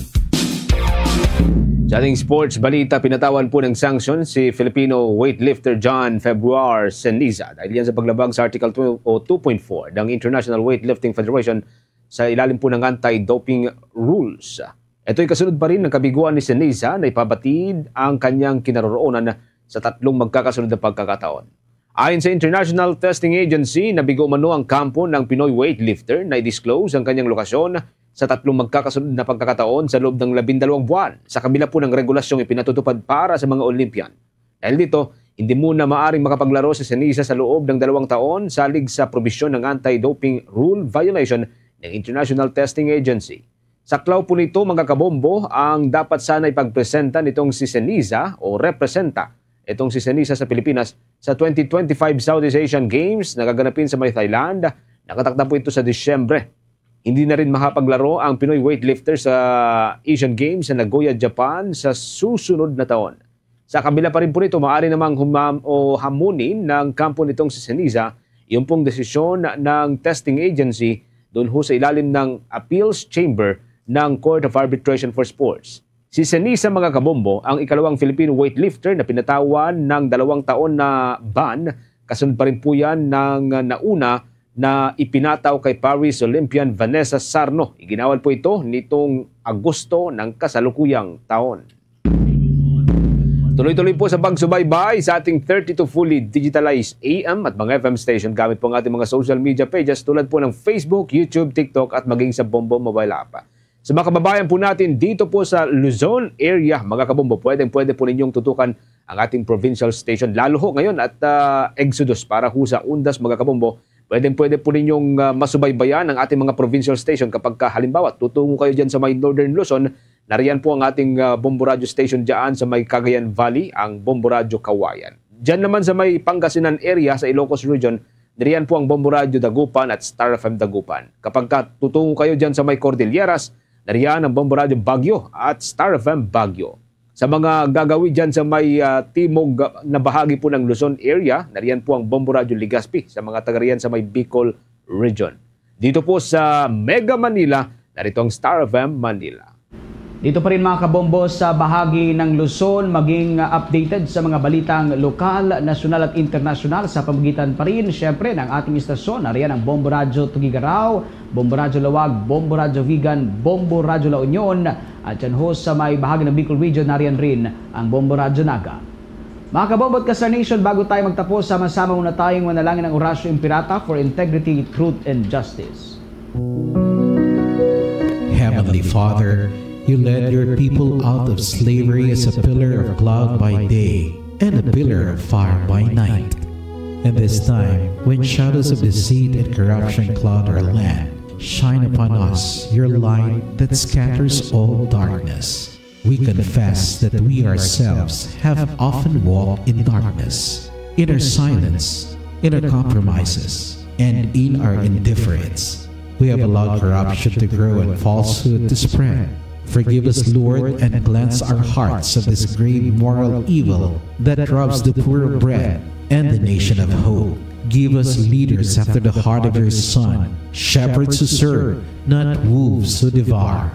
By the power of your Holy Spirit, give us the courage to reject lies, expose deceit, uphold justice, and defend the truth in all our dealings, whether public or private, that integrity may flourish in our land like a river, and righteousness like a mighty stream.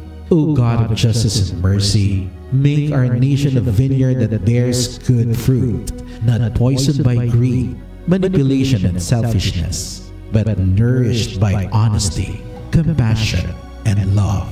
We ask this through Christ our Lord. Amen. Mary, Mirror of Justice, pray for us. Saint Michael the Archangel, pray for us. Saint Lorenzo Ruiz, pray for us. Saint Pedro Calungsod, pray for us. Christmas is a time for sharing, giving gifts for everyone. What matters now is this Christmas we share the love. Mga kabombo at ka-Star Nation, sa ating Christmas countdown, 55 days na lang bago ang araw ng Pasko. We share the love. Luzon, Visayas at Mindanao, yan na po ang kalipunan ng ating balitaan para sa pangtanghaling edisyon ng Bombo Network News, ang back-to-back winner sa Catholic Mass Media Awards bilang Best News Program. Mula rito sa Bombo News Center Makati, this is Bombo Radio Philippines, the #1 and most trusted source of news and information, Basta Radio. Bombo! For the most trusted source of news and information, visit our website at www.bomboradio.com. Follow us on Bombo Radio mobile app, Facebook, YouTube, TikTok, and X, formerly Twitter. Like, share, and stay connected. Anytime, anywhere. Oras sa Bombo Radio Iloilo, Philippine Standard Time. 2 minutos na nakaligad sa tak ng alauna. Every fallen tear, I still wait for you to call, but silence said. Balik na diri sa pagpangalagad sa Bombo Anay Soto sa DYFM Bombo Radio Iloilo.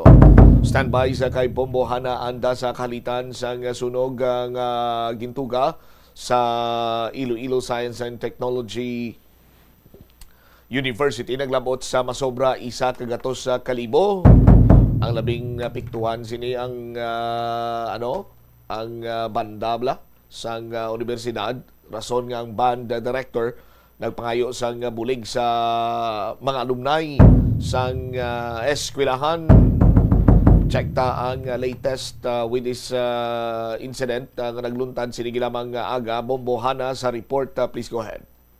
Naglabot sa masobra 100,000 pesos ang estimated ring na halita kung natugang ang halitan sa sunog na nagluntad sa sulod sa Iloilo Science and Technology University o kang ISAT-U sa La Paz, Bombo Siam. So bonggid lamang nga aga ang nasunog diri among ang 3 ka mga opisina, classrooms man sa among eskwelahan kag ang naapektuhan diri amo ang cultural office, ang PE room kag ang ining faculty office man mismo sang 3 sini ka mga classroom. So dala na dira man ang bahin man sang marching band ng Iloilo Science and Technology University nga masalimagit anaton nga sila diri ni ang nagatukar kag nagakipag dalaman sa mga programa when it comes to mga big programs, big events mismo ang eskwelahan.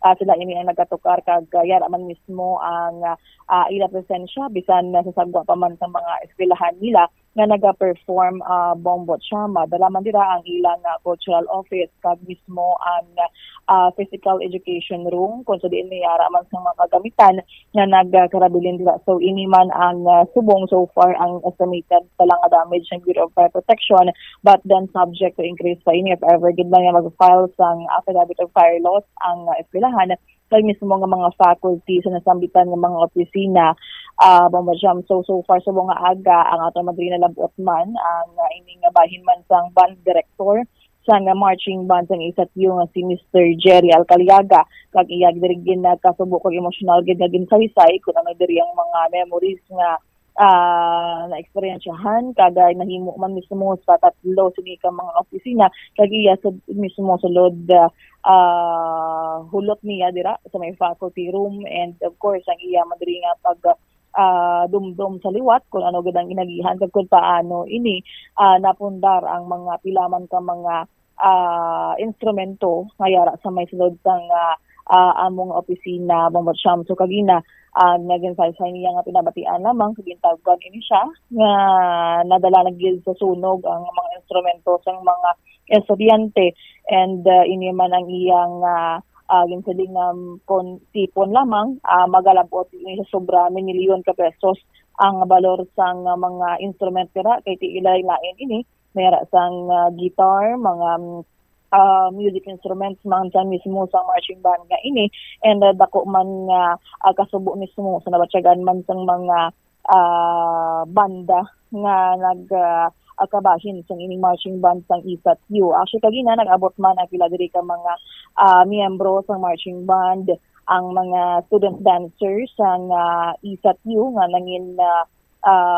balay nila o kung ila na bala nangin sentro dira sang ilang mga memories kag the building ila diri nga talent and passion man when it comes sa arts Bombo Sham. So pabati man naton ang naging una man nga naging pahayag ni Mr. Jerry Alcaliaga.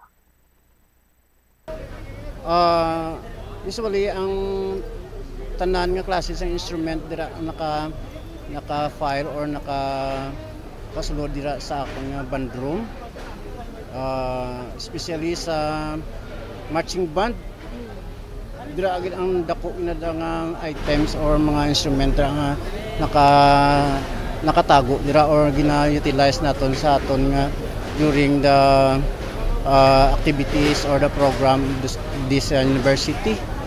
And then secondly ang indigenous instrument, like for example sa mga bamboo instrument na munda kay kumpleto ginadaamon nga mga indigenous instrument, kulintang, mga gong na munda damo mga pila ayan sir in amount pinabulabanta siguro nablabanta ko during that time pasang ako gyang nagtuko dira 2006 until now barato pa to sa una, siguro na-estimate ko lang mga milyon. So bali sila gyud sa mga costumes pagit no? Additional sa mga costume kag sa may live band pag mga combo bala no. Bilang band director sir, ano man ang mga memories nimo dira sa sulod? Perte gid kay ako nagtukod sina nga apat ka grupo. Dito di gid hindi gid mabaton dayon lang mo lang na sa isang pisok lang makaradula ng tanan dira. Actually ang may mga instrument man kuda nga sa personal ko gid yang instrument ngara ko da gina pausar sa mga kabataan. Kasi hindi man tanan nga request ko sa this university nagaabot man mo. Kasi needs nga amo ni mga performance nyo sining ko wala aton gina mismo sa akon nga bulsa sa akon nga personal nga budget gina kubiran ko na para lang magtahom or mas kapansin-pansin pagid ang this different section nga mga musician. So isang pag sa mga aga pagkabati ninyo mga tinasunog ang offices mo ano gid ang operation? Why ko pa hasta subong until subong why ko pa pamahaw. Kay Saturday gapang simpre balay ko naman ang apon nga pag sinirayo naman ako nga gina-manage. Okay, klase na nag-grab na opportunity ko nga kung sa balay ko panimalay lang. But pag tawag sa akon daw ginalasa ako sa langit doon or nagsalop ako sa lupa hindi ko mabatyagan nga hindi ko balo nakalabot na ko di. Itong bla sang kinabudlayan ko sang effort ko sang foundation ko nga infundar ko nga mga advocacy legacy madula na lang ang mga instrument ko. Ano sir ang imo nga mensahe man sa of course sa mga banda nga bubuos man sa banda sa Isatio kati ang nasubong ang sitwasyon naton. Ginapanawagan ko lang sa akong mga alumni, no? Yung mga professional sila subong, may mga usually sa may fire, may banda ko da nga naka-establish man sa kuan. So subong nga panuktok sa inyo nga mga sa inyo nga kabubuton nga lantawan nyo man di aton nga sitwasyon sa diri ka mo nag-grow sa aton nga gamay lang nga bandroom, no? So nga pangayo gid ang inyo nga hamili nga bulig, no? Dapat hindi kini madula kay instrumento man lang ni, no? Ang pinaka kuan gid naton ang aton nga personal aton gid nga kagalingon nga samtang buhi kita ipadayon naton ni pagtilaw lang ni sang kuan sang ibabaw, no? Kuna paano natin ma-survive ini pagtilaw lang ni but hindi nato pagdulaon ini nga mga advocacy or mga legacy nga na fundar na kon. Nabatian ang band director sang marching band sang Isatio Bombo siya mga emosyonal and sa piyatabahin, but then naging lift up man rin ni Sir Jerry ang iya rin nagabugos man sa marching band nga timangin positibo sa gihapon even though nga ti amo ini ang nangin eksperyensya and agyan Manila nga nasunog ang ila diri band room kung tawgon sa may Isatio Mamotsyam. Sa piyakabahin sa Bureau of Fire Protection na sige-sige subong ang ilang mga investigasyon regarding diri sa ginhalinan sang sunog. Kay bangod man suno sa panaysayon diri sang security guard na ini siya ang una nga nakakita sang sunog nagarowing ini sa may palibot sang university and wala man sang klase kay sembrik o kon ondas Mamotsyam, so wala sang klase and wala man sang mga nagsulod sa among opisina na tingala ini nga may nagaaso ginbuksan niya diri ang pertahan sang among room kag nakit-an nga dako na ang kalayo nga naghalin dira sa may room gid ka mga instruments ang ining banda and later on naggalaton man sa piyak nga room but subong so far base sa BFP, hindi pa rin ma-determine ang partially and totally damaged kay bangod man sa tatlo sinikaro mga tamaan gidiri ang may room nga sa pinakapunta ang room nga may madamo nga mga instrumento Mamotsyam and sa diri man dalaman diri ang pagpahanumdum sa Bureau of Fire Protection nga samtang nagahilapit ang All Souls on All Things Day buwas ng adlaw kay kagahin kagabi tatlo na na-record man nga mga sunog nga sunod-sunod dahil kagabi agtob kagina sang kaagahon kag subong nga aga so pahanumdom diri nga hindi gid pabayaan ang mga nakasaksak nga kuryente kag ang mga kandila mangin mahinalungon gid kag siguraduhon gid anay ang panimalay isa man nga maggalakat padulong man sa mga sementeryo. Ipabati naton ang nangin pahayagman ni Senior Fire Officer 1 Denmark Makoko.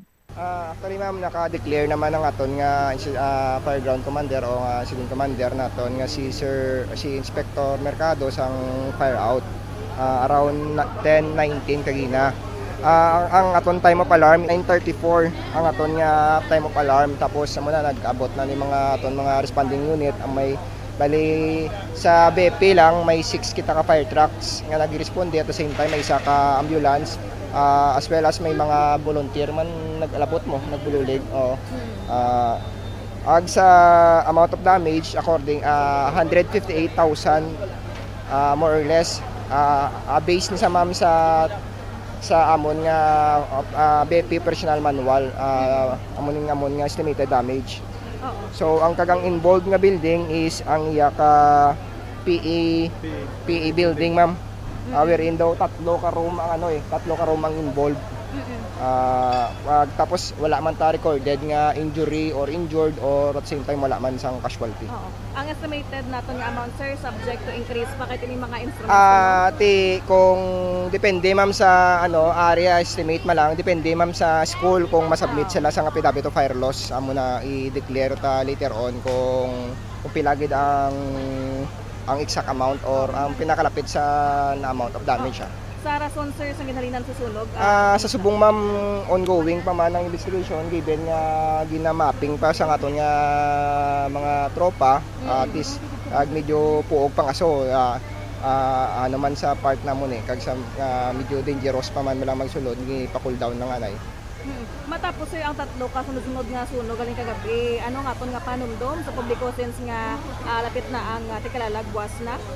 Yes, first and foremost, before magalin sa balay, dapat i-unplug, i-shutdown o switch off na ng kuryente. Unless kung ga-ref, nga muna yun kung may ref pati, hindi naman pwede pabayaan.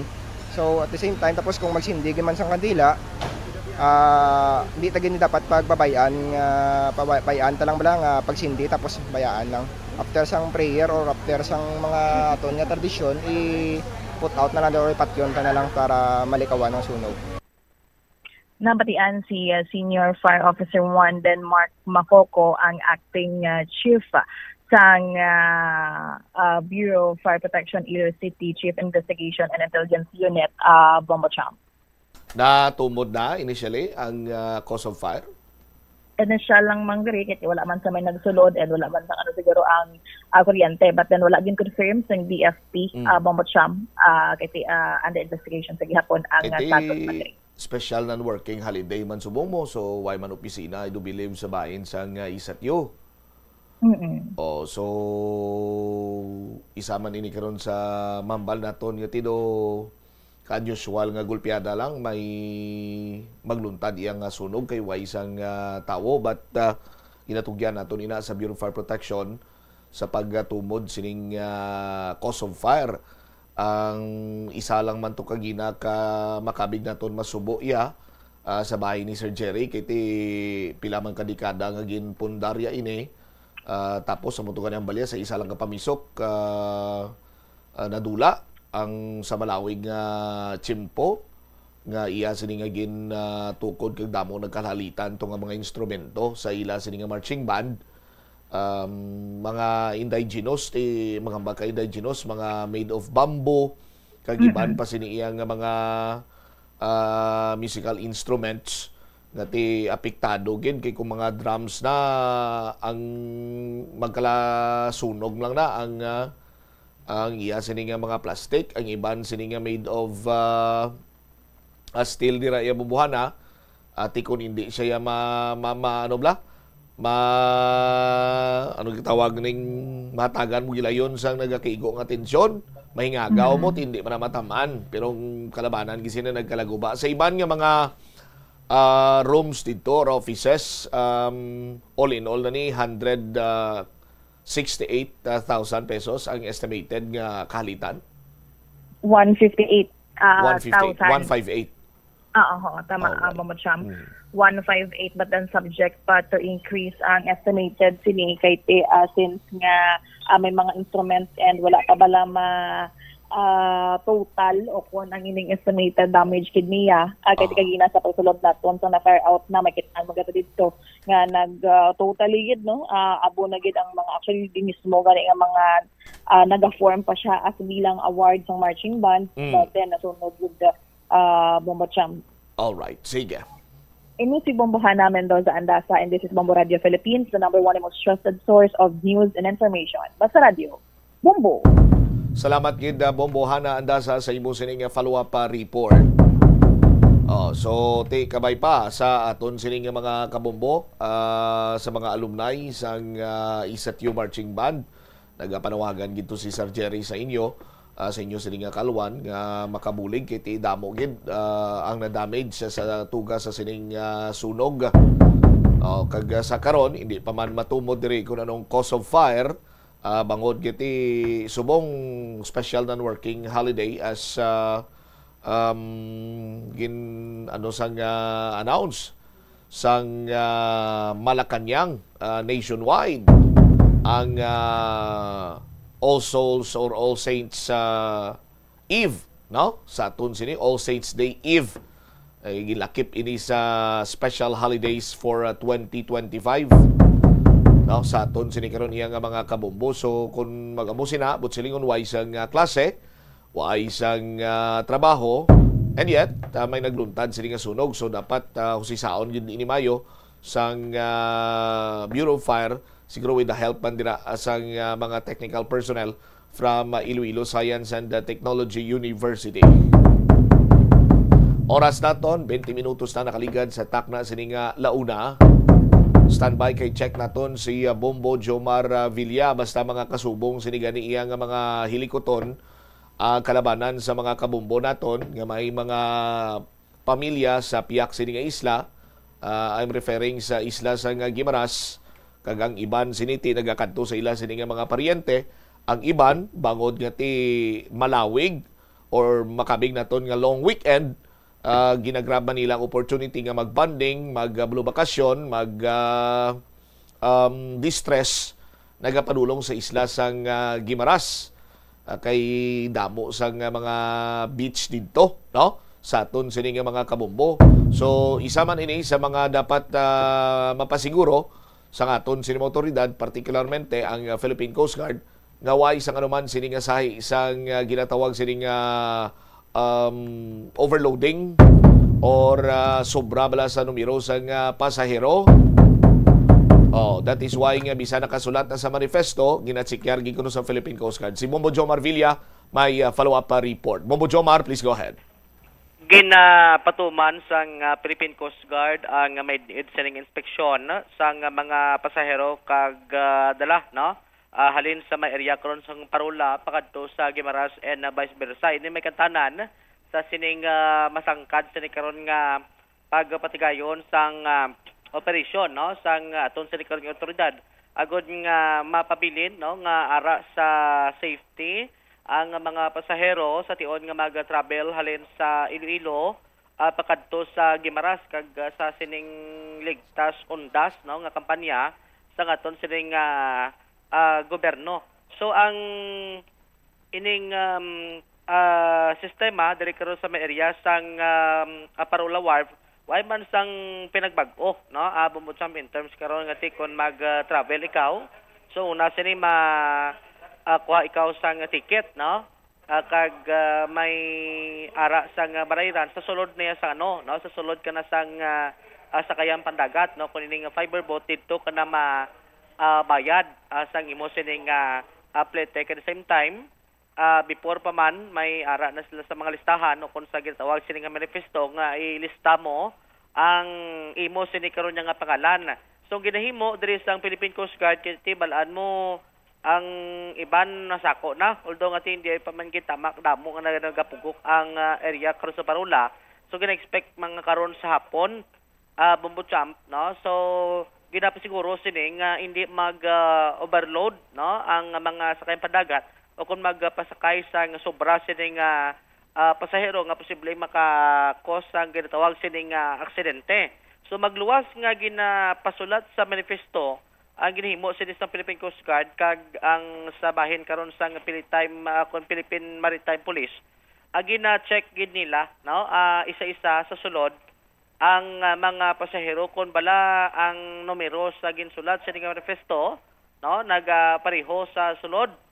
Bombo Champ, no, kay may base kun ang iban hindi pala pagbutang sa manifesto tapos ang sakay gali sobra, no, so may mga tendency nga overload, no, kag posible makatunaan maka-cause ang ginatawag sini nga aksidente. So mo na ginapasiguro kag magluwas sina ang standard operating procedure, may mga kapulisan man nga nagabantay agod nga masiguro nga ang mga individual way sandala sa mga hinaniban o kung ano man sining bagay, no, nga makahalit sa imo sining isay kapareho, no. So mani ang ginahimo sa karon sang katapo sa Philippine Coast Guard kag sa aton sini nga otoridad Bombo-Champ. So natigayon naton diri mapakigangutan kay ang pila sini ka mga kapitan, no, sang sining sakayan pandagat after gali nila nga maka-unload mapahuay-huay na sila dumang isang oras, pero depende kuno na sa kung ano kadamuon sa pasahero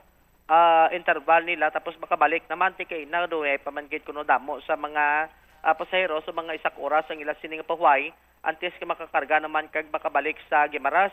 Sunod diri kay Alan de los Reyes, ang kapitan isang Hordan Ferry, ginpahayag sini sang natungdan nga magluwas sa bahin sa Philippine Coast Guard kag sa PNP, agi na double check man kuno nila, na may mga personnel man sila.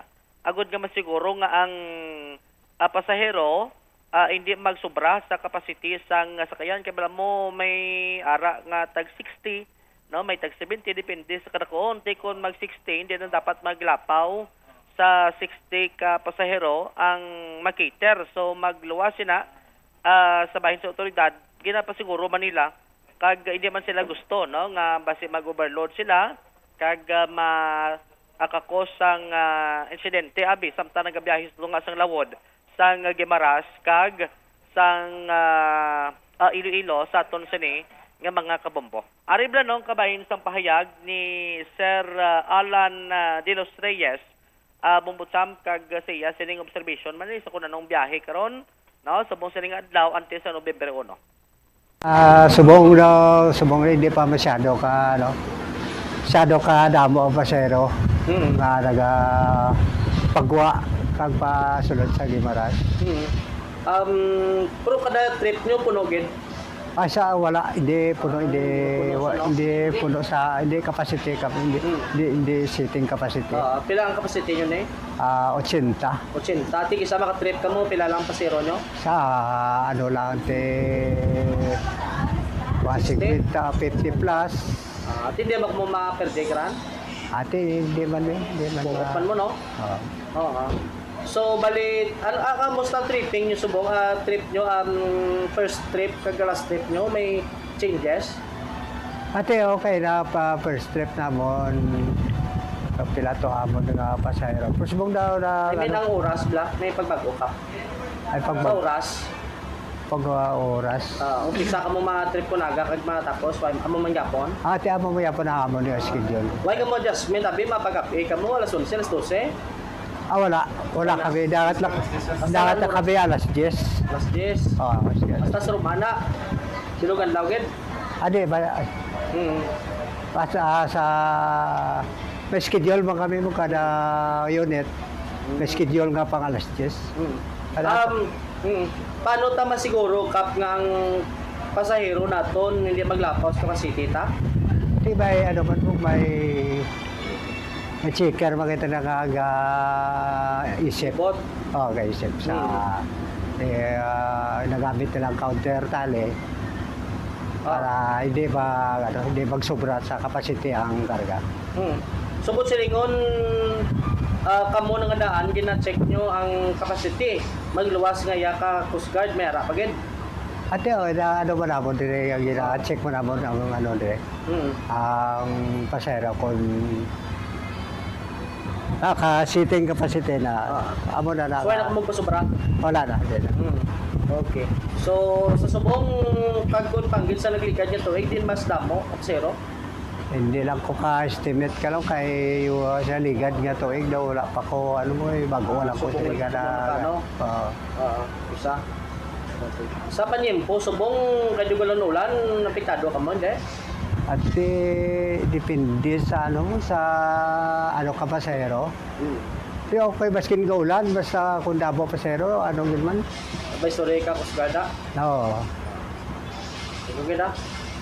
Kasi hindi ka nakandila, tinyo to? Kasi hindi ka nakandila? Wala pa gani, hindi pa kasindi kay busy kami din sa tapos guro no? Tapos. Mga kubdanan mo ni Bombo Jomar? Si Sir Alan de los Reyes sa Bombo Champ, no? So, motogin klaro, man sa natungdan, why man sila changes, sa plitihay ni 30 pesos. Ang regular, parola, akong City to Guimaras, Bombo Champ, ang imo sining bayad. Amo na, no? Sa pasahero, tiyan mo na ginastriktuhan sila. Mayo man ako, kag pabor man sa iya, kay at least nga, ang importante sini ang safety bla. No, sang mga pasahero halin diri sa area kung sa Parola patabok ra may probinsya sang Guimaras Bombo Champ 5:20 AM ang first trip sa Yakaboni Vista tubtob 9:30 PM ang sa Hordan alas 6 tubtob alas 10 ang biyahe halin diri sa syudad pakadto sa Guimaras and vice versa. All right, thank you so much Bombo Jomar. Ini si Bombo Jomar Consumo Villa. And this is Bombo Radio Philippines, the number one and most trusted source of news and information. Basta Radio, Bombo! Salamat gid Bombo Jomar sa imong sining follow-up report pagbalik naton na Banwa dugang ang mga balita kag impormasyon. Si PRO6 Regional Director, Police Brigadier General Josefino Ligan naglibot man agod si kero ng mga pantalan, terminal kag patio. Kon bala in place na ang deployment sa aton sining kapulisan sa sining 2025 tingkalalag. Lakip na sila Dre Banwa dugang pagid nga mga impormasyon sa aton man sining pagpangalagad mga sementeryo kag sa pila ka mga banwa sa probinsya sa Iloilo. Amat-amat na nga nagadamo ang tawo ang kapulisan kag katapos ang Bureau of Fire Protection ang nakadeploy naman sa sining mga nasambit karon nga lugar. Balikan tayo ni matapos ang pila ka importante nga mga panumdum. Bombo Radio Philippines, the #1 and most trusted source of news and information, invites you to take part in the biggest one-day bloodletting event in the country. Dugong Bombo, a little pain, a life to gain. This coming November 15, Saturday, let's come together in 25 locations across the Philippines in partnership with Bombo Radio Philippines Foundation Incorporated and the Philippine Red Cross. Successful blood donors will receive Dugong Bombo t-shirts while supplies last, plus hot meals and vitamins. So, get in touch with the nearest Bombo Radio or Star FM station or contact Bombo Radio Philippines Foundation Incorporated at 0917-306-6617. Dugong Bombo, a little pain, a life to gain. Basta Radio Bombo! Para sa cash donations, maaari niyong i-deposit sa Bombo Radio Philippines Foundation Incorporated. Queen Bank Peso Account 008-020-02561 or BDO Unibank Peso Account 004-168-002-903 or Dollar Account 104-160-084-160. Kadungan sang pagtigulang nagataas man ang risgo sang vitamin deficiencies nga nagatugas sang physical kag emotional changes. Santo sa isa ka scientific study, ang B vitamins ang importante agod nga mag-function ang body cells nga nagabulig sa metabolism, paghimo sang bago nga blood cells kag nagabulig sa pag-maintain sang healthy skin cells, brain cells kag body tissues. Magluwa sa supplements, lakip sa mga pagkaon nga bastante sa vitamins sa moang karne, whole grains, prutas, gatas, cheese kag mga ulutanon. Gabulig sa paglikaw sa nanuhay tuay nga balatian ang simple nga pagkaon sang citrus fruits kaangay sang pomelo nga puno sang powerful immune boosting antioxidant. Ang pomelo ang puno man sang lycopene, isa ka anti-inflammatory, anti-aging antioxidant nga nagapanami sang supat. Ang duga naman sang panit kag dahon sang pomelo ang natukiban nga makapatay sang cancer cells kag nagapalikaw sa paglapta sini sandig sa test tube studies. Yari ang mga importante kag praktikal nga mga pamaagi agud makakinot sang tubig. Sa kusina, magamit sang yahong ukon labador sa paghugas sang mga ulutanon ukon prutas. Magdesignar sang baso ukon water bottle agud gamiton sa bilog nga adlaw agud indi magsigi panghugas sini kada matapos ang pag-inom. Kung aksidente nga may nahulog nga ice ukon yelo, indi ini pag-ihaboy. Sa baylo, ibutang ini sa mga masitera sang tanom. Kung may bilin man nga yelo o kung tubig sa baso nga ginimnan, tipunon. The Farmer's Bazaar, your traditional public market with the touch of Plazuela Dos, ang isa ka lugar nga gintukod sa tion kag sa kasagsagan sa COVID-19 pandemic nga may tinutuyo nga maghatag sa imo sang safe marketing experience. Subong nga ang COVID-19 hindi na gid man dako nga pamahog kag nagapakadto na kita sa next normal. Rest assured nga ang Farmer's Bazaar will further evolve agud nga magpadayon sa paghatag sa inyo sing satisfying marketing experience. The Farmer's Bazaar sa lower level tara na pahamtang ang fish, poultry kag meat section para naman sa inyo mga kinahanglanon nga prutas, utang kag iban pa, magbisita sa upper level pinaagi sa paggamit sa hagdanan o kon sa pagkadto direkta sa parking lot. The Farmer's Bazaar, your traditional public market with the touch of Plazuela Dos. Kapit, totoo po bang matagal mamatay ang masamang damo? Totoo yan. Basa, may masasamang damong perwisyo sa palayan.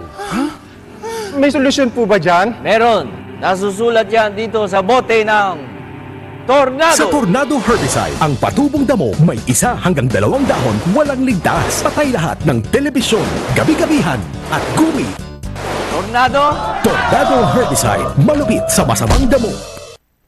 Plus Wala de Iloilo, Billboard of Activities for October 26 to November 1, 2025. Sa November 2, Domingo, ginaagdang tanan nga maging kabahin sa Eucharistic Celebration nga pagkahiwaton sa El Puente or the Bridge sa among adlaw, alas 11 sang aga. Sa tion sang Holy Mass, ipangamuyo naton sa Ginoo nga padayon nga i-remind ang mga lideres ang aton pungsod nga ang ila power is meant to uplift the lives of the common people, not to destroy it. Plus Wala de Iloilo, we were made to be one with you in a common hope for a better community in a progressive country in 2025. Paano ba lamang kalikaw sa aksidente sa dalan? Yari mga tips nga dapat tandaan sa tion nga nagamaneho. Una, likawan ang masaming nga pagsaylos ang linya. Ang swerving o kung pagsaylos ang lane sa isa ka delikado nga maneuver nga masamig ginatunaan sang bunggo anay. Kung himuon ini, siguraduhon nga may bastante ang oras kag espasyo. Ikaduha, i-check ang blind spots. I-check ang mirrors kung clear ang alagyan. Magbalikid o kung maglantaw sa nagaagi sa ibang nga anggulo agud makasigurado nga maathag ang alagyan. Ang responsable nga driver ang masaming nga handa sa anuman nga aksidente. Kabahin na sang pagkaresponsable ang pagkuha sa nga insurance agud masigurado nga may peace of mind sa dalan. Ini nga pahanumdom ang ginadulong sa imo sang the #1 and most trusted radio network in the country, Bombo Radio Philippines. Basta Radio! Bombo! Tanan kita mayara sang mabulig agud pakibatuan ang climate change. Magamit sang bag nga pwede magamit sang liwat-liwat agud mabuhinan ang plastic bag nga ginahaboy. Bangod ini nagatugas ang greenhouse gases.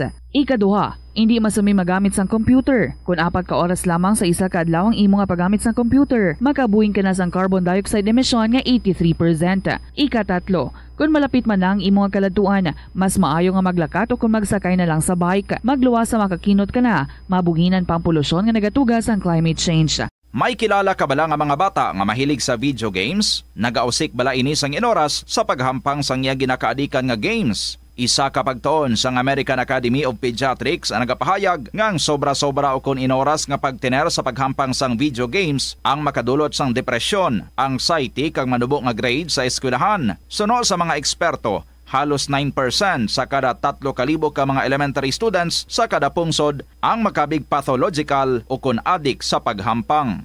Makabig nga pathological o kung addicted ang isa ka estudyante kung nagaapekto na ang paghampang sa iya nga pag-eskwela. Dugang pa sa among nga pagtuon, ang ka-addict sang isa ka bata makapabudlay sa iya sa pagkontrol sang iya impulse. Kaangot diri, ginpanugyan nga dapat hindi magsobra sa isa ka oras kada adlaw ang gastuhon sang isa ka elementary student sa paghampang kag hindi naman magsobra sa 2 ka oras ang isa ka high school student. Sa eskwelahan, ang pag-practice ng good manners and right conduct ang makabulig sa paghimo sang positive, respectful environment para sa pagtuon. Nagapakita ini sang pagtahod hindi lang sa mga manunudlo kundi mangin sa imo mga classmate kag sa school community.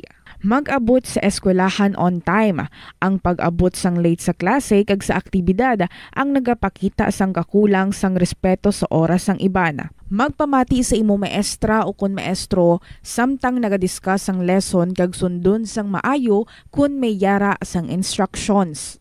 Tawgon nga ma'am o kun sir ang imo teacher o kun staff. Kung may pamangkot, ibayaw ang kamot, agud mahatagan ikaw sang kahigayunan nga makasabat. Maggamit sang please, thank you kag excuse me kung nagaistorya sa imo classmate o kung sino man ang imo ginaatubang. Likawan ang pagpanunlog, pagbuli o kung pagpanginsulto. Mangin maayo kag may respeto sa isig kapareho. Mangin matinlo sa classroom kag school grounds. Ibutang sa basurahan ang basura kag indi pag-ihaboy sa bisan diin lang, ilabi na sa sulod sang classroom. Respetohon ang propiedad sang eskwelahan. Halungan ang mga libro kag supplies kag likawan ang mangguba sang pagabutang nga wala mo ginapanag-iyahan. mangin focus sa pagtuon. Oras sa Bombo Radyo Iloilo, Philippine Standard Time, 39 minutos na nakaligad sa takna sa Ningalauna. Balik na diri sa pagpangalagad sa Bombo Anay sa udto sa DOFM Bombo Radyo Iloilo. Standby sa kay Bombo Krill Milyesa. I-check naton ang sining balita. May kantanan sa sining paglibot karon ni Police Brigadier General Josefino Ligan.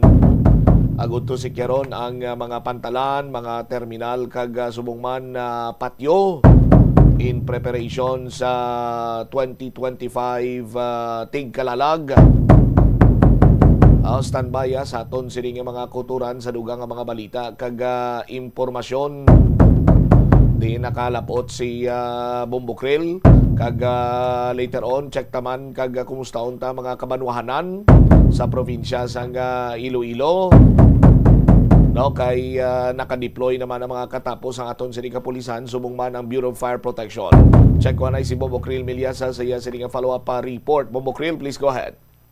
Hugot nga gin-inspeksyon ni Police Brigadier General Josefino Ligan, ang Regional Director ng Police Regional Office o kanang PRO6, ang police deployment sa mga nagkalain-lain nga pantalan, terminals ka mga pribado kag publiko nga mga patio sa rehiyon antes ang adlaw sang pista minatay. Sa upod ni Police Brigadier General Ligan, Sanday Police Colonel Adrian Aculador, ang Chief sang Regional Operation Divisions, Police Colonel Kim Ligada, ang City Director naman sa Iloilo City Police Office, kag si Police Colonel Bayani Razalan, ang Provisional Director naman sa Iloilo Police Provincial Office, kung sa diin Bombo Champ alas 6 pa lang sang aga kaina nag-umpisa na sa pagsikyar ang mga otoridad.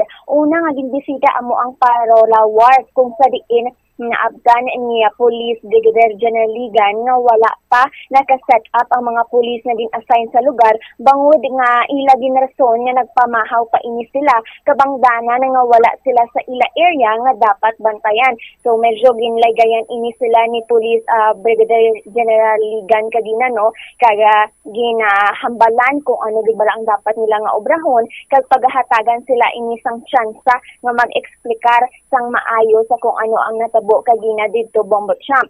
Sa tihak naman nga bahin no, pagpadayon nga pagbisita sa nga mga otoridad, naging tayuyon na kag matawhay ang pagbisita sa Tansa Public Cemetery, Molo Public Cemetery kag Forest Lake Memorial Parks. Ginbisita man sa mga otoridad ang muhon sa Ceres Terminal kag Ceres Terminal sa Camaligharo kung sa diin nagadamo naman ang mga pasahero nga nagapauli sa ila tagsa-tagsa nga banwa. Ginpadulungan man ni Police Brigadier General Ligan ang Dumangas Port Bombo Champ kung sa diin hugot gid ang inspeksyon sa mga Philippine Coast Guard Dumangas Station sa tanan nga mga pasahero ay labi na ang ilang mga bagahe Bombo Champ. Gin-inspection ini sa K9 dog nga si Pen ang iyang ngalan kag kada batch gina-inspect gid ini ni K9 dog Pen ang mga nagkalain-lain na bagahe sa mga pasahero bago ini sila makasakay sa Roro. Sa paglibot no kag pagsikyar ni Police Brigadier General Josefino Ligan Bombo Champ iya gid ginadayaw ang preparasyon kag pagiging aktibo sa mga kapulisan kag kaupod man ang iban nga mga law enforcement agencies kag mga kapitanes mga sa nagkalain-lain nga cemetery or patio Bombo Champ no bangod nga preparado gid ang mga ini halin sa signage pagplaster sang maayo nga pwesto sa ilang lugar kag organisado ang pagpatuman sang mga protocols. Pahayag ni Police Brigadier General Ligan ang pagsikyar nila sa buong adlaw sa nagkalain-lain nga lugar is isa sa mga tikang nga ila ginahimo agod nga magpabilin ang kalinong kagkatawhay sang pag-obserbar sang pista minatay sa buong tuig. Yari balay pabating naton ang ginpahayag ni Police Brigadier General Ligan. Kaninang umaga as early as 6 o'clock magikot tayo sa ating mga seaports, lalo na doon sa may papuntang Guimaras. And after that one, we went to several cemeteries and this last stop. Assessment-wise, maayos, maganda yung flow ng mga pasahero doon sa seaport at dito na rin sa mga terminals natin. Ang ating mga sementeryo, maaga pa, kaya hindi natin gano'ng makikita na may mga tao pa. But then again, naka-in-place yung mga security forces natin, lalo na yung mga kapulisan, and at the same time, yung ating mga force multipliers, lalo na yung kung saan barangay nakalocate yung mga sementeryo. Nakikita nyo naman na bawat pinuntahan natin, yung mga barangay chairman nandoon, nakaalalay. Kaya that is a result of a very long coordination, close collaboration, of course, with our LGU. Before the event, magkakaroon tayo ng series of coordination and meetings. And coming to the terminals, makikita nyo naman din na nandoon yung LTO natin, yung LTFRB, present talaga sila. And just to ensure yung mga kababayan natin na pumupunta, makakabalik sa kanya-kanilang probinsya, maayos, mapayapa at matiwasay. General assessment, napakaganda. Hopefully, at the end of the celebration ng Undas, mananatili na ganito ang atmosphere. Told them na hindi lang kayo basta dyan nakaupo. Tingnan nyo ang areas of concern nyo, pagka marami ng tao, please facilitate yung smooth ng pasok at saka labas ng tao. Parking. Maraming taong magpa-parking, pupunta sa simenteryo, facilitate mo rin yan. Dahil nga dyan magkagulot, maraming gustong mag-park, in fact, hindi naman pala pwede. So yung mga pulis natin, yun ang trabaho nila din. Hindi lang sila basta nakaupo doon, nagsisimpog. Titingnan nila yung situlong. Kasi nandun sila, nagbabantay.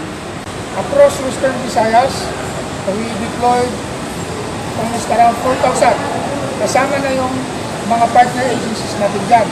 Coast Guard, LTO, LTFRB, yung mga local government units natin, CDRMNO.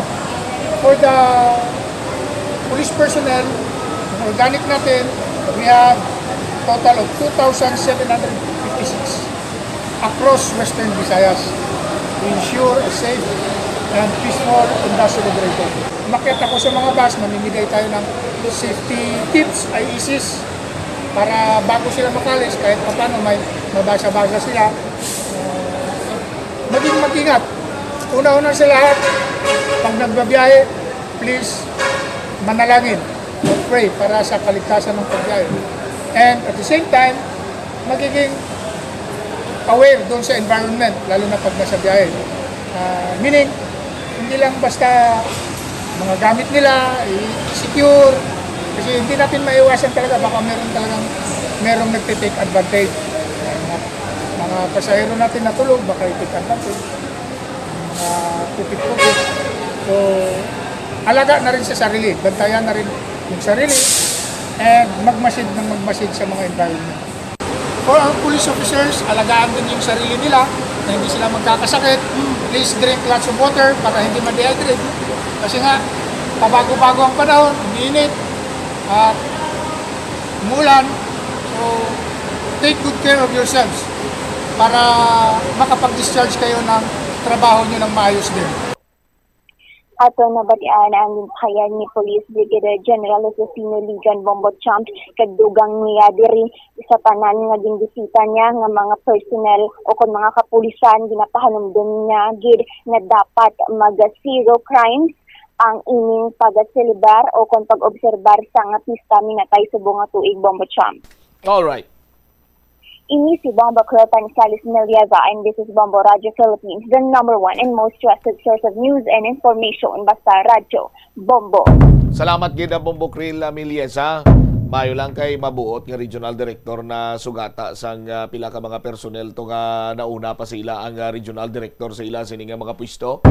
Namahaw sila, tingob gid sila naglakat. Way sila nagabilin sa isa ka personnel o kon nagbayluhanay man lang sa aton sining mga kabumbo. Iginatagan sila kuno sa tsansa ni General Ligan kung mga iban-iban lang to nga mga regional director gurote ambot lang. Laban-laban kuriet naman tong mga personnel nga na rimalaso. Kay wa isang taong ila sining nga post ang nag-abot ang regional director. check naman nato ang mga simenteryo, mga patyo sa mga kabanuahanan diri iya sa bahin sang probinsya sang Iloilo. Mga kauturan naton tigin grab ang opportunity bangon man nga special non-working holiday subong padulong sa tagsa sini ka mga sementeryo, magpanglimpyo, ang iban siniti dala pangamuyo, bisita na lang sa ilaman mga minatay, no? Kay ti kon hulaton ta pabuwas, ang iban sini iya nagalikaw man sa pagdinaguso bla or pagdamo sang tao sa mga patyo nga nagabisita sa ila sini mga minatay. Check ta si Bombo Brian Gonzales sa iya sining report. Bombo Brian, please go ahead. Ang pista minatay Bombo Champ sa mga kabombo nato nilabi na ang mga Katoliko importante bilang panahon sang pagpanumdum, pagpasalamat kag pagampo para sa mga minatay nga himata. Ginahatagan ni sinisang espiritual nga kahulugan ang pagbisita sa sementeryo kag pagpadayon sang kultura kag tradisyon sa mga Ilonggo. Kaangay sang kasakon sa mga sementeryo diri sa syudad sang Iloilo. Madamo na sa karon kag preparado naman ang iba na naton sini nga mga kasimanwa sa banwa sang Uton, Tigbawan, amo man sa Bimbal, nakagiman kita sa Maya San Miguel, Bamucham kag sa May Leon. May mga pansyo na nga malimpyo kag may nasindihan nga kandila. Kag may mga napahamtang naman dito nga mga bulak kaya tungod advance na kung sa subong pa lang iyang adlaw may nagsindi na sa iban sa aton nga mga kabombo diri. May ban nga nakapaninlo na last week kag gina-follow up na lang sa karon liwat agud preparahan ang buwas sining adlaw nga November 1 as well as ang November 2 no Bombo Champa. Ang iban nagasigi pa paninlo, may nagapangpinta pa dito, nagapanagawabik ng tubig, nagapangtag na sa mga musuleyo ini, nagapanilhig kag nagapang-arrange iya sang kung ano pa daw ang dapat nga kayuhon sa may pansyo na bisang ilang mga minatay dito. Sa interview sa Bombo Radio kay Jay Saul, isa ka nagkadto dito no sa iya minatay sa may Tigbawan na Catholic Cemetery. Iya ginpahayag nga ini nga tion ilabi na wala sang klase kag opisina san sa ini nga makig-angot kag dumdumon ang ilang mga minatay kag dugang paniya bukod sa kabahin na ini sang kultura bilang Pinoy, isa man ini kay gayon sa nagatililipon ang katapos ang pamilya nga kun regular nga working days lang ara sa malagyo abing nga lugar kag kung may mga klase amo lang ining tsansa nga magtililipon sa tion man sang mga holiday kaangay sini. Yari bla pamatian naton una pahayag ni Jay Saul sang Tigbawan. Ang sitwasyon sa may Tigbawan Catholic Cemetery. Pero well, as of today, daw kalabanan nakapaninlo naman subong sang cemeteryo, iba ni follow up na lang. Para sa akon, follow up na lang ni siya, kaya natiluan ko naman ni siya sang last week. Na follow up ko na lang din. So ang amo na din ang problema sa Tigbawan is that mangakot kami sang tubig dito sa piyak nga sa private cemetery. Kabudlay tula kami diya tubig. Amo na lang ginakwa namon niya tubig. So far tinlo na gid ni kay wala pang fiesta minatay gin tinloan na din sang Knights of Columbus kag sang mga altar servers kag mga youth ministry. Kwan simbahan. Oo, gin patinloan na din sang simbahan kay because this is owned by the church. So simbahan. Yes. So inyo subong for follow up na lang. Oo, for follow up. Hindi ka na sir naka-kwan ka na bulak. Wala pa buwas pagidya kang insakto buwas pagidya ako masindi kang bulak. Ano masindi kang dila kang bulak. Okay, ano mga finishing touches sabi nga ginobra subong? Paninlo, tinluan. Pero pinta, nakapaminta na? Wala ko kapaminta, kaya last year lang ko nakapaminta, next year naman. So, okay pa. Okay, next year ako mapapinta. So, sa Perpetual Cemetery, nagkuha tubi. So, ang problema dire wala tubi. Yes. Kung iba nagpanag-ob. Oo, panag-ob. Tapos napapasuhol, kagindi. Kung kailangan, di practical enough pa, ika-invest nga, isuhol mo sa iba, ikaw na lang mapahako tubi. Oo. Ano sir mo man kakadto na di may nagapululi halimbawa ati sa iban. Yes, pamuotanan may nagapay sa Amerika, may nagapauli di halin sa iban nga lugar, may nagapauli di kadto sila bisita kay ang piyesta minatay isa man kapage nga pag-uli ay pag reunion sa isa ka pamilya. Sakto gid luwas sa kultura na. Luwas sa kultura, luwas sa Easter Sunday. Luwas sa Easter Sunday nga family reunion, kag-class reunion, most of the family dito nagapauli sa during sang fiesta minatay. Kaya this long vacation, subong mo long vacation. Kag long weekend. Nabatian ang pahayag ni Jay Saul no, sa Tigbawan Bombo Champ. Sa pihak nga bahin, napahamtang man ang mga Police Assistance Desk, mga Bureau of Fire Protection, mga barangay tanod, miyara man gani dito lakbay alalay sang DPWH no, kag iban pang ahensya sang gobyerno agod magugyon kag pagsikyar sang sitwasyon ilabi na sa buwas nga adlaw sa pagdamo sang tawo. Sa separado nga interview kay Police Staff Sergeant John Palomo sang Mobile Force, iya ginpahayag nga wala sang major nga kinagamo kag mataway pa sa karon ining sitwasyon sa mga kabanwahanan kag ilabi na dito sa area sang Tigbawan. Wala man untat ang ilang pag-roving kung paglibot sa sulod kag sa mga patio. May mga first aid kits man nga nakahanda at ang atong mga BFP kag rescue team dito. May mga tubig man in kaso kinahanglanon kag padayon ang ilang pag-checkar sa mga nagguha sulod sa patio Bombo Champ. Yari babla pamatian naton ang separadong interview kay Police Staff Sergeant John Palomo. Good morning. So far sir, as of this hour sir, ang situation naton subong sa banwasang Tigbawan, especially sa cemetery, is peaceful man sir, and gamay-gamay pa man sir ang tao subong gatadto sir. Usually sir, ano mga aktibidades sa mga kasulod sa subong sir? Subong sir, ang aktibidad nila is ang panglimpyo, mostly sir, ang iban may bisita na gid sa ilang himata sir. Okay. Sir, mga pila na po ang sa station sir is sang nag-start 29, pero kami nga Mobile Force ang subong lang nga day sir. Okay, hasta saan ka sir? Hasta sa November 2 sir. November 2. So sa pag-assist natin sir, wala man sa mga conflict, ano magsulot na ginacheckar kita sir, mga ba? Wala pa man sir nga no. Kay do gamay pa man gid ang tawo sir. Ang ginabawal lang gid namon sir magpadala ang mga ilimnon, ang deadly weapons na kag mga loudspeakers siguro. Oo sir, loudspeakers. Sir, na-expect naton karon buwas madamong tawo. So paano naton ma-manage? Kung ano sir, buwas gid ang pagdagsa sang damo nga tawo. And ano man sir, may mga force multiplier kita nga ano subong sir, nga mga ga-deploy man di sa dire sa entrance kay sa may babaw sir. Okay. So, may nag-roving, sir, as well as ang barangay, siguro ang bubulit. Oo, sir. Sir, anong panugyan pa nilang abi sa mga mabisita, Dre, paanumdog ka sa ila? Para malikawan na ang gamo pag ano pa man sa conflict diri sa Maysiko. Ang ginapangabay lang gid namon sa mga kapulisan naton, ang dapat magsunod kita sa rules and the regulation. Ang mga bawal dapat hindi na naton pag dalon kag ano gid avoid gahod lang gid kita sa ano para hindi man gid kita maano sang isig kapareho naton. Nabatian ang pahayag ni Police Staff Sergeant John Palomo sa Mobile Force. Kag sa karon Bombo Champ, yara na sila sa blue alert status no. Sa aton gani nga paglibot kadto sa mga sementeryo.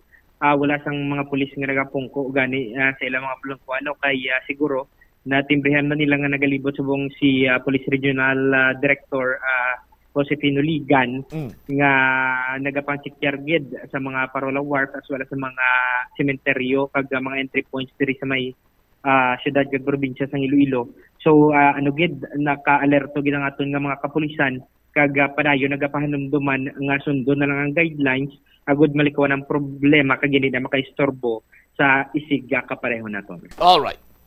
Ini si Bombo Brian Gonzalez and this is Bombo Radio Philippines, the number one and the most trusted source of news and information. Basta Radio Bombo. Salamat gid Bombo Brian Gonzalez sa imo sining follow-up report. Sa mga kabombo naton yari ang pila ka mga reminders from Bombo Radio Iloilo sa mga kultura naton nga magapadulong sa ila sini iyang magaduaw sa ila sini nga tagsa ka mga minatay sini man adlaw buwas nga adlaw ukon sa Domingo no sa ton sini mga kultura ante kon hindi gid malikawan nga tanan gid ang malakat sa isa abi ka household dapat pasiguraduhon gid nga sarado ang tanan nga pertahan bintana i-secure gid i-lock no sa aton sini mga kabombo para malikawan naton nga tay basi isudlon kamo dira sa mga kawatan. Kung mahimo, may isa or duha nga sarang nga makapabilin, and then pagbalik nyo, sila naman kadto dito sa sila naman maduaw or masindis ang kandila sa inyo sining mga minatay. Hindi gid magsindis ang kandila nga ginapabayaan sa sulod sang balay, sagwa sang balay o kung malapit sa mga mahapos masunog nga mga material or bagay sa aton sining mga kabombo. Ang mga electrical appliances ni mga gas stoves, check nyo gid nga dapat nakasarado na. Kung may nakasaksak, gabuton gid sa aton sining mga kabombo para nga malikawan naton ang pagluntad sang sunog sa aton sining karon iya nga mga kauturan. Magpadulong sa tagsa ka mga sementeryo, hindi na magdala siguro sa hindi na magsuksok sa mga lahas o kung magdala sa anuman dira nga mga malahalon sining nga bagay. Kay duway man atong pikto. For sure, hindi man ma-appreciate gid sang mga minatay nyo ang inyo sining gold necklace or inyo sining mga gold dira nga kung ano man mga lahas nyo dira. Sa aton sining mga kulturan, ang tanan subong nga mga sementeryo, pribado man akong pampubliko, ginadumili gid ang pagdala sa mga matalom sining nga bagay. Para nga malikawan ato na naman sining nga mga posible nga magklinabo sa aton sinikaron iya nga mga kulturan. Isa pa gid kung may mga upod kamo nga mga kabataan, antes kung maglakat sa inyo sini maghalin sa inyo sini nga panimalay. Kung may yara kamo sang 1/8 piece of paper butang nyo na inyo sini nga pangalan, inyo contact number, butang nyo sa bulsa sa inyo sini nga bata. Sa aton sini mga kulturan para nga ti pananglitan, madula siya mahapos, ini siya nga mapangita or matrace. Kaya siyempre may mga information sa iya sa nga bulsa nga ikaw mismo nga ginikanan, ikaw man ang nagbutang. Kag siyempre, balon sang payong, tubig for rehydration. Kung ang inyo sining padulungan nga sementeryo, nanda na dira nga daw video nagadanaw-danaw, bisan mag-trutality lang or mag-ulan ibalon na lang kamo sa mas mayo, pabalon na lang kamo raincoat, payong, even butas. Sa aton sinikaron niya mga kabombo para nga hindi kamo mag-ubog sa danaw o kon sa tubig nga baha. Pilagi lamang ina ka mga reminders nagikan diri sa Bombo Radio Iloilo. Standby na kamo sa kapon lamang program ko po naman sa kay Tita Regine. Isimomot siya mablanco vergabilin sa imo sang mananay nga hapon. May God bless us all. This is Bombo Radio Philippines, the number one and most trusted source of news and information. Basta Radio Bombo. Agud makalikaw sa food poisoning o kung paglain sang tiyan, sundo ng ining mga pahanumdom sa pagprepara sa mga pagkaon kag ilimnon. Manghugas ang kamot kag ipabilin ang katinlo antes kag pagkatapos ang paghimos. Kung masakit, likawan ang pagpreparar sang pagkaon para sa iban. Siguraduhon nga naluto sang husto ang pagkaon. Kung mahimo, kauno ng pagkaon samtang mainit pa. Siguraduhon ang katinlo sang pagkaon agod ang selebrasyon mangin mas malipayon. Mas nanamian bala ikaw magtuon sa balay ipaanggid sa eskwelahan nga madamo ang tawo? Isa ka panugyan para epektibo ang pagtuon sa balay, amo ang pagpangita sa designated area agud nga matiniran kung ikaw nagasulat, nagabasa o kung nag-review. Pwede man nga lamesa sa kusina o kung sa desk sa sang inyo nga balay, pero hindi gid maghigda sa imo nga katre samtang nagatuon. Ini bagod nagakatemptar gid ikaw nga magpiyong-piyong, tubtub nga dalayon na ikaw nga matulugan. Siguraduha man nga malimpyo kag organisado ang lugar nga imo ginatun-an. Ini nga pahanumdom ang ginadulong sa imo sang the number one and most trusted radio network in the country, Bombo Radio Philippines. Basta Radio Bombo! Kung ikaw isa ka chess lover, yaring pila ka brain benefit sa paghampang sini. Kag kung wala ka nagahampang sini, umpisahin na. Sunod sa pagtuon ng paghampang sang chess makabulig likaw sa Alzheimer's disease. Bangod ang utok nagatrabaho kaangay sang muscle, nagakinahanglan ini sang exercise agud mangin healthy kag malikawan ang injury. Magluwas diri ang paghampang sang chess ang nagapa-improve man sang concentration, memory, creativity kag problem solving skills kag napamatud-an man nga nagapaalam. Naga-subscribe bala ikaw sa mga serbisyo nga wala mo man ginagamit? Halimbawa, ang balayran mo na bala para nga makalantaw ikaw sang movies, pero sa tuod lang, wala naman ikaw tiyempo nga maglantaw sini. Hapos lang libatan ang bulanan nga mga subscription sa streaming services kag mobile apps, kag wala ka lang nakadipara, ma-charge na ini sa imo nga bank account bisan nga wala mo man regular nga ginagamit. I-review gid ang imo nga ginagastuhan sa mga charges kaangay sini, kag ikonsiderar man ang pagkanselar sa mga hindi kinahanglanon nga mga subscription agod nga mas magamit mo ang imo kwarta sa mas kinahanglanon nga mga butang. Ini nga pahanumdom ang ginadulong sa imo sang the #1 and most trusted radio network in the country, Bombo Radio Philippines. Basta Radio! Bombo! Yari ang mga simple nga pagi agod makakinot sang tubig. Magpamunyag lang sang tanom kon ginakinahanglan kag nagakadapat. Magtala na sang adlaw kag oras ang pagpamunyag sa mga tanom kag sundon ini. Bunyagan sa makaisa lang ang mga tanom sa sinang adlaw. Antes maglas 9 sa aga ang mas nagakabagay nga oras sa pagpamunyag agod nga mas makapanalupsop ini sa mga gamot kag mangin available sa bilog nga adlaw. Nagasala ka bala sa imo nga tulunan kag daw hindi ka makahibalo kung ano ang imo nga unahon? Kung magtuon ikaw, siguraduhang anay nga nakakaon ikaw sang maayo agud nga maka-function ang imo nga utok. Kung gusto mo ang snacks, siguraduhan man nga napreparar na ini antes pa man ang imo study time. Bangod basi, mawili ikaw sa pagkuti sang imo nga pagkaon kag ma-distract ikaw sa imo nga tulunan. Siguraduhan man nga tapos na ang imo nga olobrahon sa sulod sang balay para nga makalikaw sa interruption kag para sigurado naman nga maka-relax ikaw kung matapos mo na ang pag-review. Ini nga pahanumdom ang ginadulong sa imo sang the #1 and most trusted radio network in the country, Bombo Radio Philippines. Basta Radio! Bombo! Yari ang mga household level fire safety measures nga dapat tandaan agud makalikaw sa sunog sa balay. Hindi magbutang o kung magtipon sang flammable substance o kung chemical nga makatugas ang sunog sa kusina o kung sa sulod sang balay. Ipalayo man sa mga kabataan ang pospro kag lighters. Patya ang kalayo kag baga matapos ang pagluto sa kusina. Siguraduhon nga wala nagasungaw kag pirmi limpyuhan ang mga kerosene kag gas stoves. Tandaan, ang paglikaw sa sunog sa sulod sang balay, responsibilidad sang bilog nga pamilya.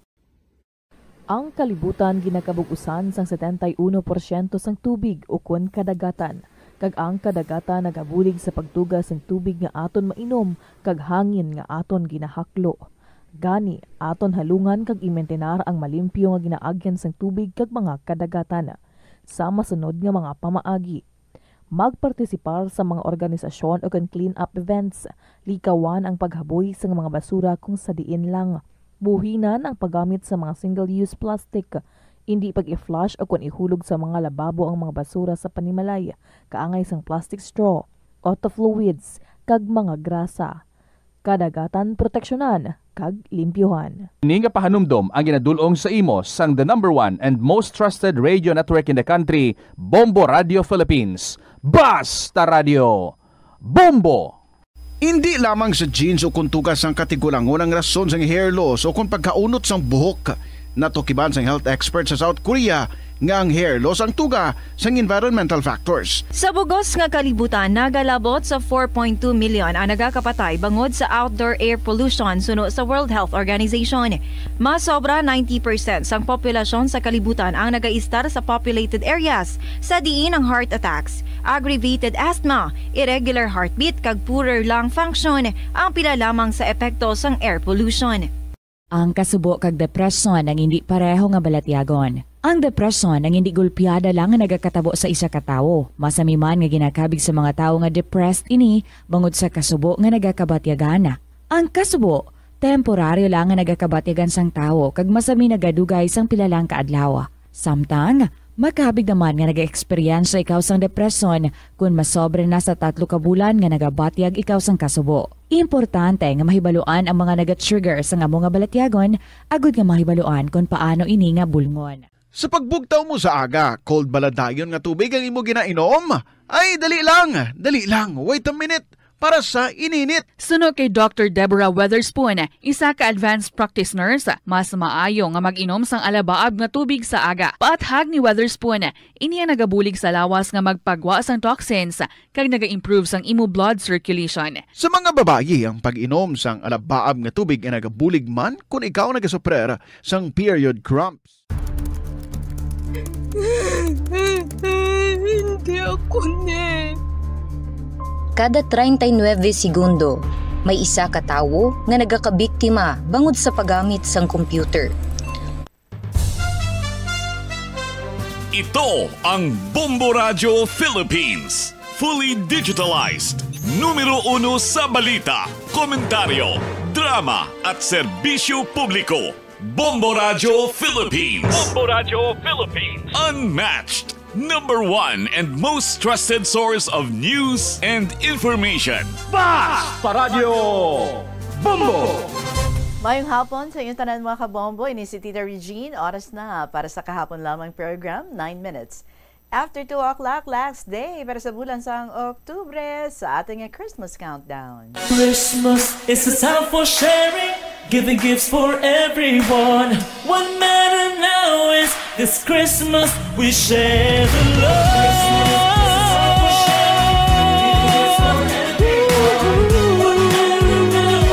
This Christmas we share the love.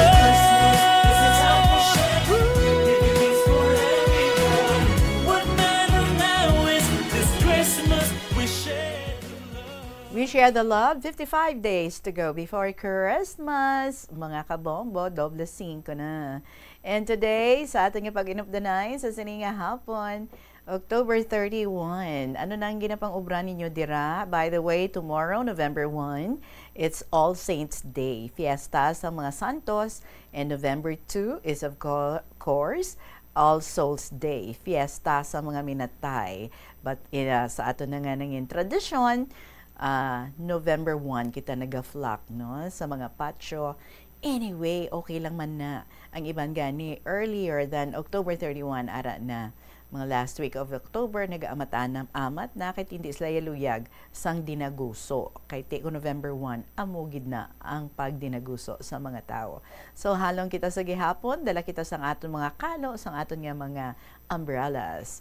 Once again, this is Tita Regine. Welcome sa Friday edition sang kahapon lamang program. Do you have scary stories out there? Paligid nyo ma-share, no? Enjoy yun natin ang inaang mga istorya, mga misteryoso, mga istorya sa bulan sa November. So you can share your stories about that. You can email them sa bombo_iloilo@bomboradio.info. Pwede nga sulato ng mga kasaysayan kag ipadala sa kahapon lamang program. DYFM, Bombo Radio Iloilo, Sky City Tower, Mapa Street, Iloilo City. Sakay si Rox ang probinsya ng Iloilo, I'd like to inform you, dayon kita sa pag-interview sa imo tomorrow. So please come here sa station before 2 p.m. kag dala ka sang imo gid pa Xerox 2 copies ng imo nga ID. Salamat gid. 11 minutes after 2. Ari ang aton nga ambahanon para sa inyo. For today, this is from Janiel and Dave Alvarado. Vows. Mayong hapon. Welcome sa KLP.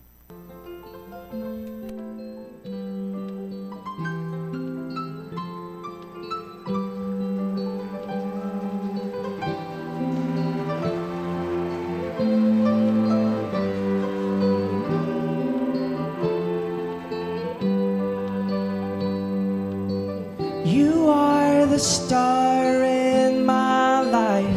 Don't fade, don't fade.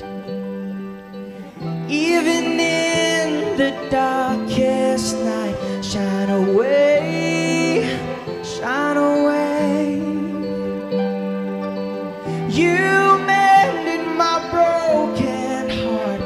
I'm amazed, so amazed. You were there for me every single day till our time fades away. And now we hear exchanging vows and saying words of promises. I pray that even though we'll be old and gray, it would stay the same until the end. I'll say, and I love you until the moon and back in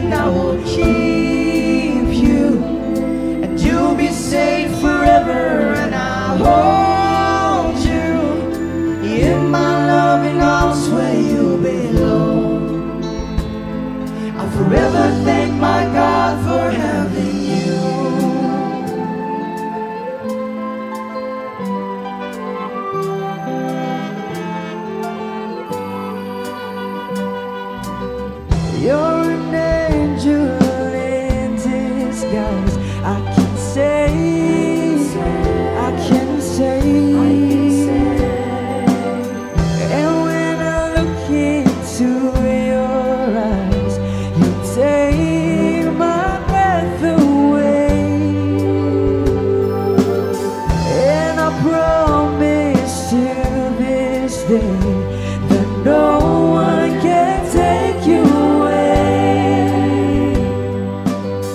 And I'll never regret the day when I went and asked your name. And now we're here exchanging vows and saying words of promises. I pray that even though we'll be old and gray, we'd stay the same until the end. I'll say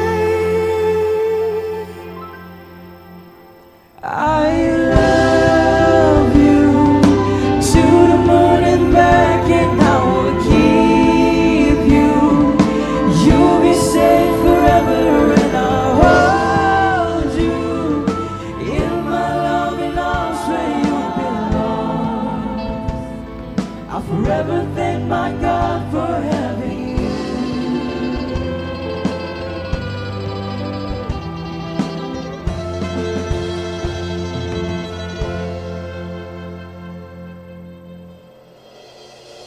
And I love you to the moon and back, and I will keep you.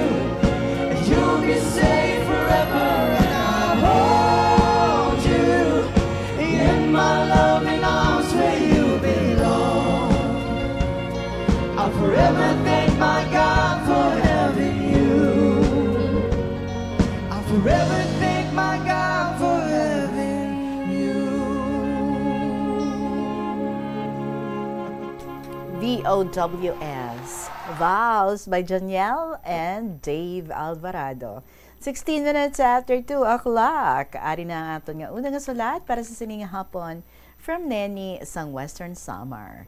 Bow written September 24, 2025. Ginmail niya kahapon tala na receive. Tugol-tugol ba? Anyway, Dear Tita Regine,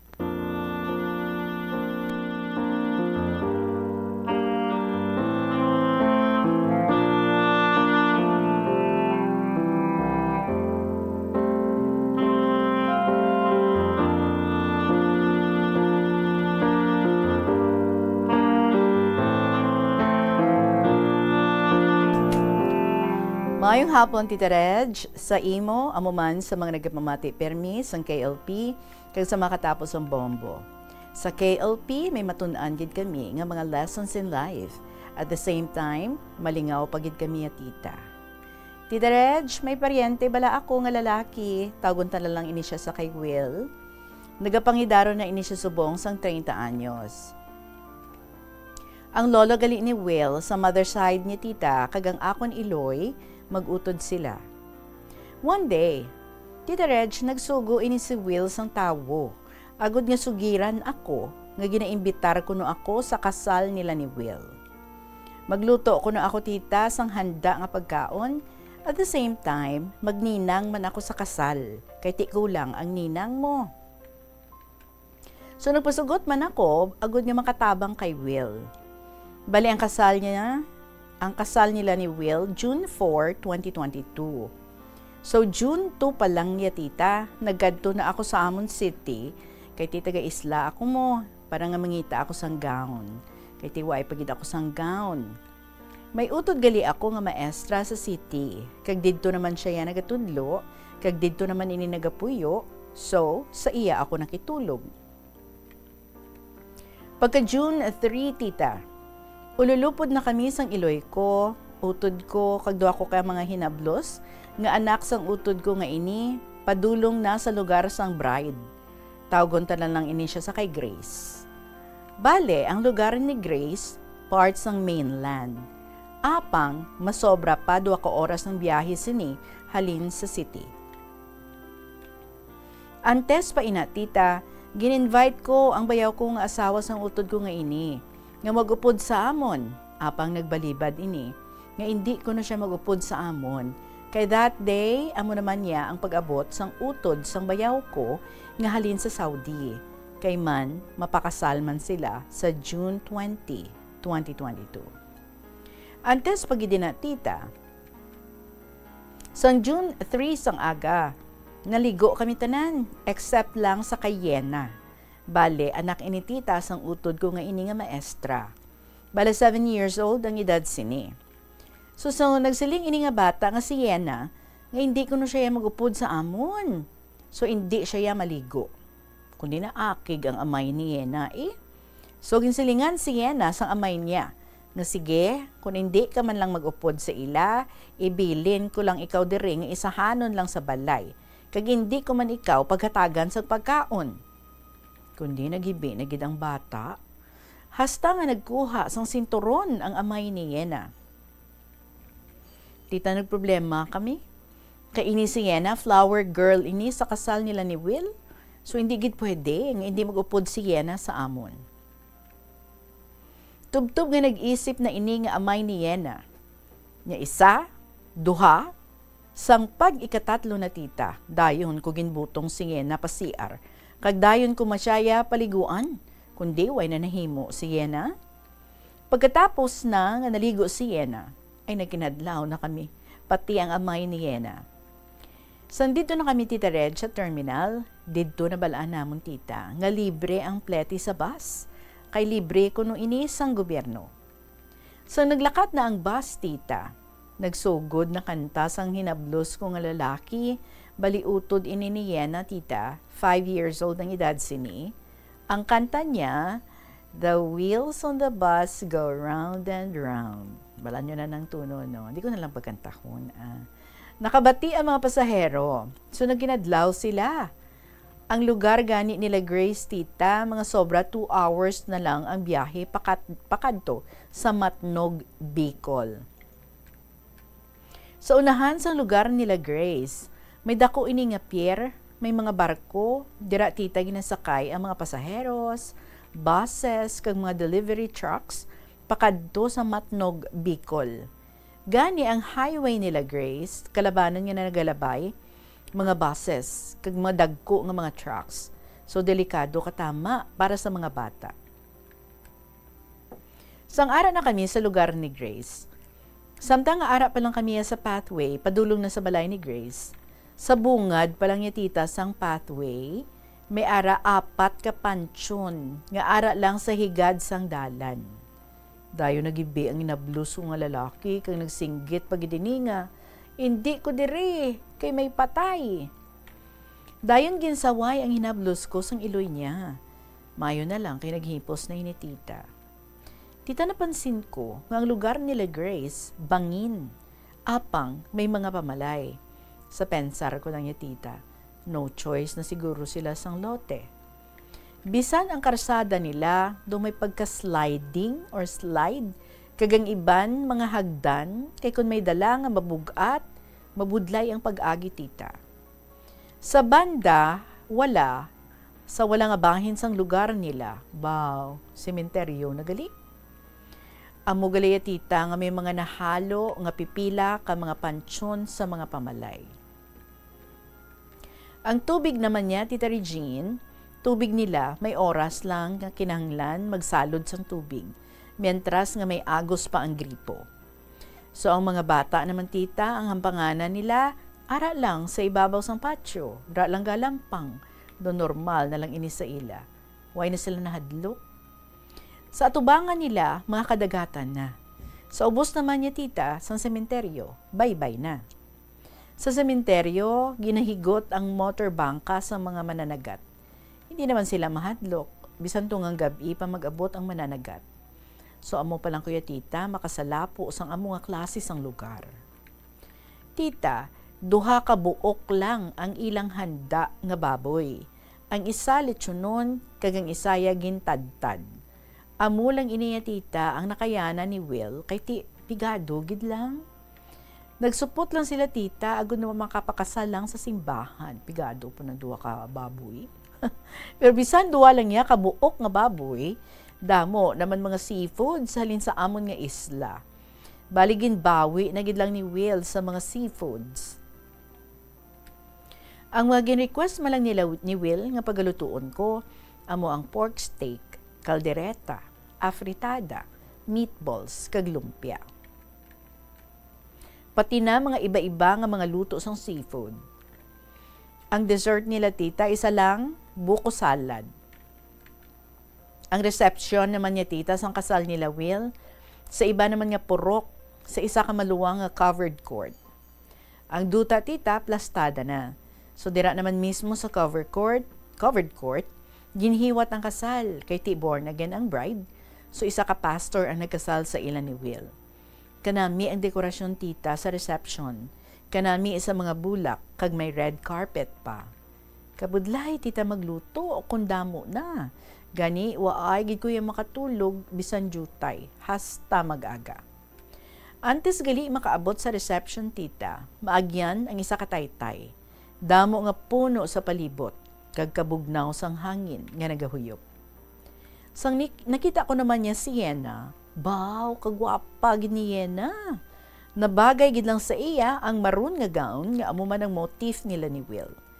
Pati make-up kag hairdress ni Yena nabagay gid lang sa iya. Katahom ni Yena, samtang nga nagauyat sang wedding basket. Napensaran ko tita, ano yan ang matabo kung mo ay gid man nagupod si Yena sa amon?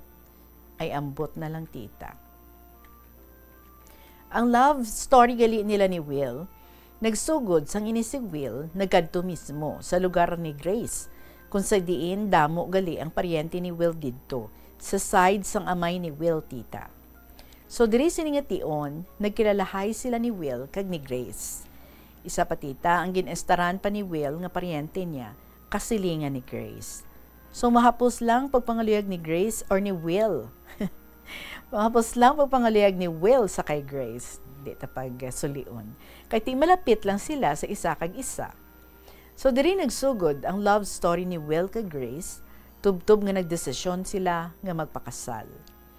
Patay na ang amay ni Will, pati ang amay ni Grace, so pareho sila Will kag Grace tita nga may ara mga stepfathers. So samtang nga nagalakat ang bride sa aisle, ang groom naman niya tita, nagsugod na pagkanta sang ambahanon nga Ikaw ang Sagot by Tom Rodriguez. Ang pamatsyag ko naman niya tita, mixed emotions. Nalipay ako, kag nasad, kay naluoy ako kay Will, nga ginhimo niya ang tanan, agud matigayon gid lang ang kasal nila. May paryente ako tita, nga nagkanta sa mga sari-sari nga mga love songs, kanami lang pamatian tita Reg. Ang pinakasadya gid nga part sang kasal tita, amo ang Kiss the Bride. Kay baw, damo, ijo tita ang nagkinadlaw, kag damo pagid ang nagpalakpakan, damo man ang nagpalak-palak. Kasadya gid lang tita, pati ang pastor nagkadlaw na. Wala mo tita ang pinaka-memorable, kay ginapasalamatan ko gid tita sa Dios, amo ang mga memories nga natugas ang kasal nila Will. Ilabi na gid nga nakaupod ko ang iloy ko. Ang mga bondings kag happy moments nga kaupod ang iloy ko, amo man sa mga pictorials. Why gid ko yung magdahom tita, nga last ko na nga makaupod ang iloy ko sadto, kay pagka next year, napatay na siya. Gani ang mga memories namon sang iloy ko tita, gina-treasure ko gid ini sa akon huna-huna, kag sa akon tagipusoon. Hindi ko gid ini malimtan, tub-tub nga buhi ako. Samba, tub-tub diri na lang ang akon pagsaysay, damo gid nga salamat sa pagbasa mo, sa malawig ko nga sulat tita, kag madamo man nga salamat sa inyong tanan. God bless to all. Respectfully yours, Neni, sang Western Samar.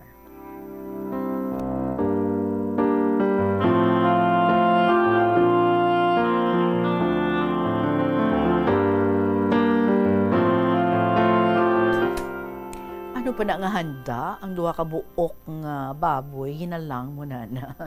Hinalang mo lang na iya. Kundi rin na sa ililo, bongga, ano na iya, may mga pork steak ka mo, may kaldereta ka mo, o diba? Ano pa na nga handa sa kasal? Kag hindi ka laluoy si Will, kundi nga kahanga-hanga gani, because he did everything that he can para nga matigayon gid nga makapakasal sila sang iya nga asawa. Kag of course, dako gid ang imo nga bulig, nga ikaw gid gali tuya ang nagluto. So siguro manamit ka gid magluto, kay ikaw gid ang natukahan nga magluto.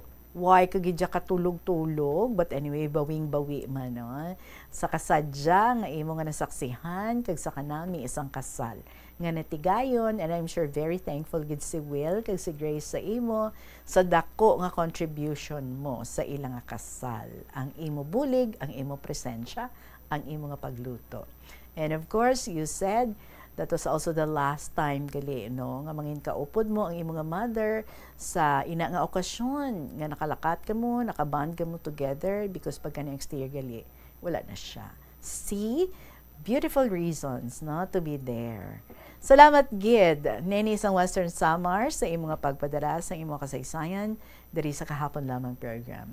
Alas 2:29 ang ato nga oras. Good afternoon sa ara na sa mga patio subong nagasindi sa mga kandila sa ilang mga minahal. Magapanabalik ang KLP pagkatapos ng pila ka may importante nga mga pahibalo. Ano bala ang dapat tandaan sa tion nga magbiyahe agod mangin hassle-free ang bakasyon? Yari ang pila ka mga tips. Una, i-check ang health kag travel alert sa napili nga mga lugar.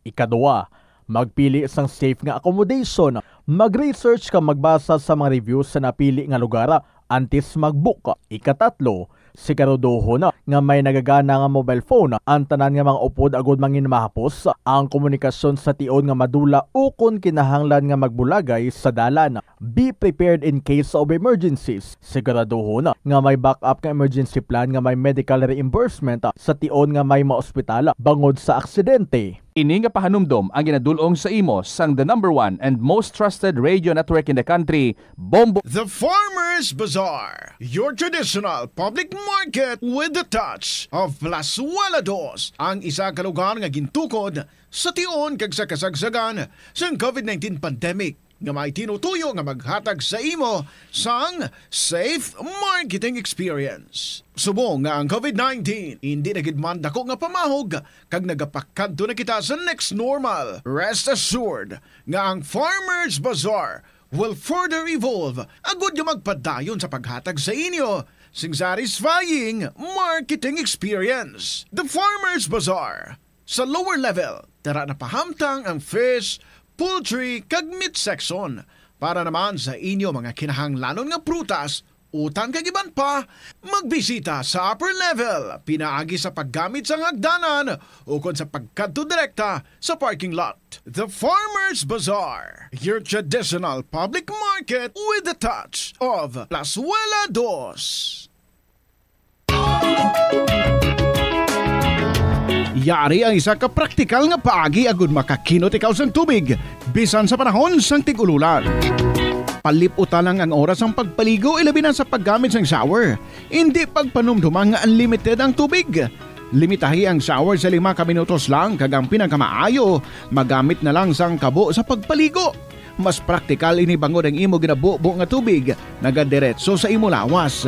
Mas madasig ka na makapaligo, mas makakinot ka pa sa tubig.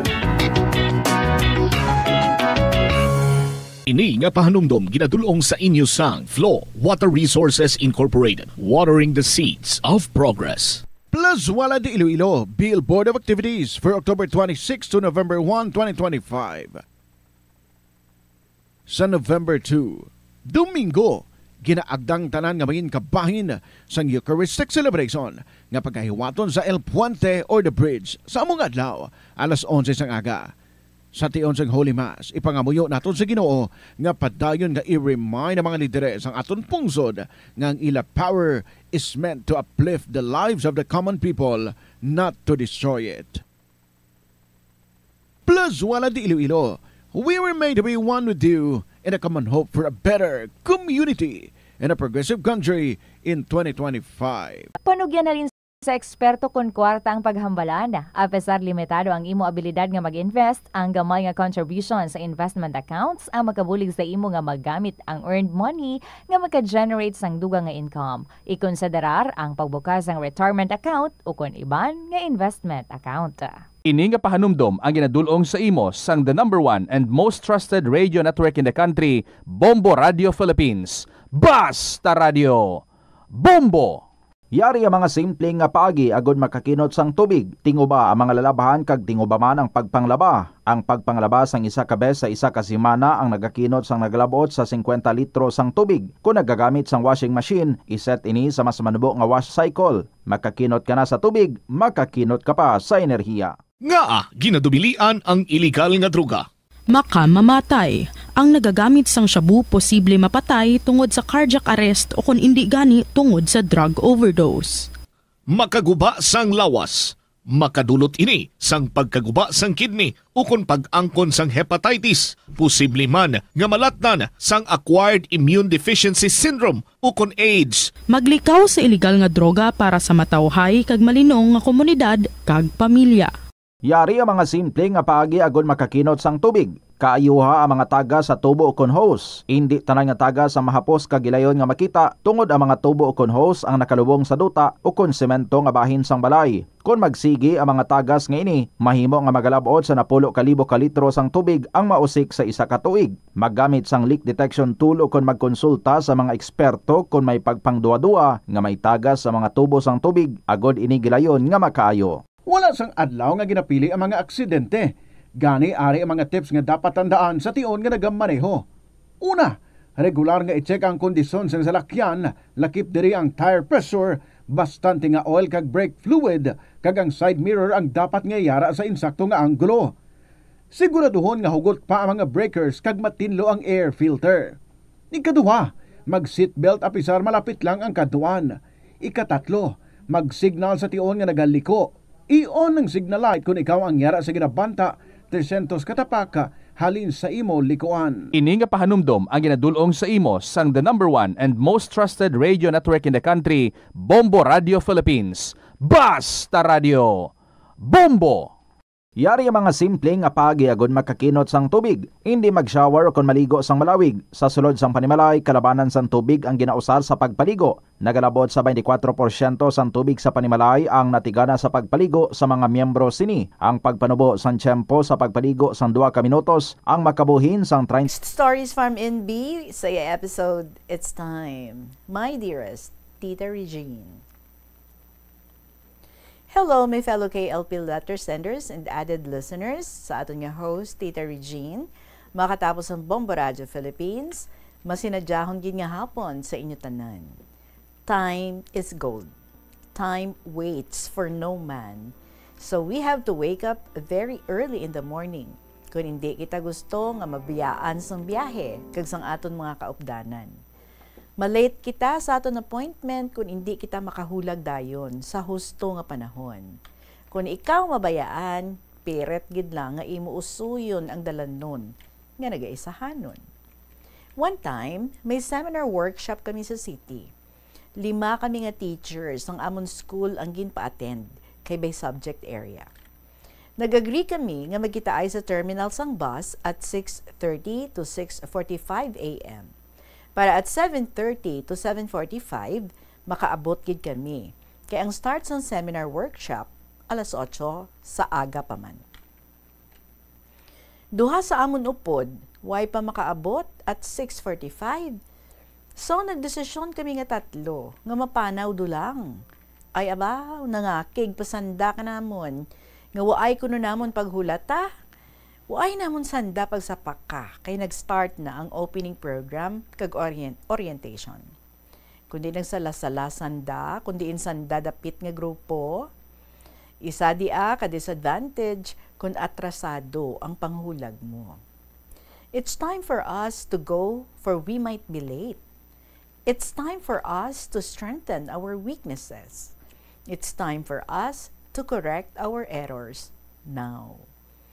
It's time for us to reform before it will be too late. It's time for us to have self-discipline. It's time for us to start a new life. Tiyempo na para sa aton to forget the past and face the present for a better future. It's time for us to enjoy life to the fullest.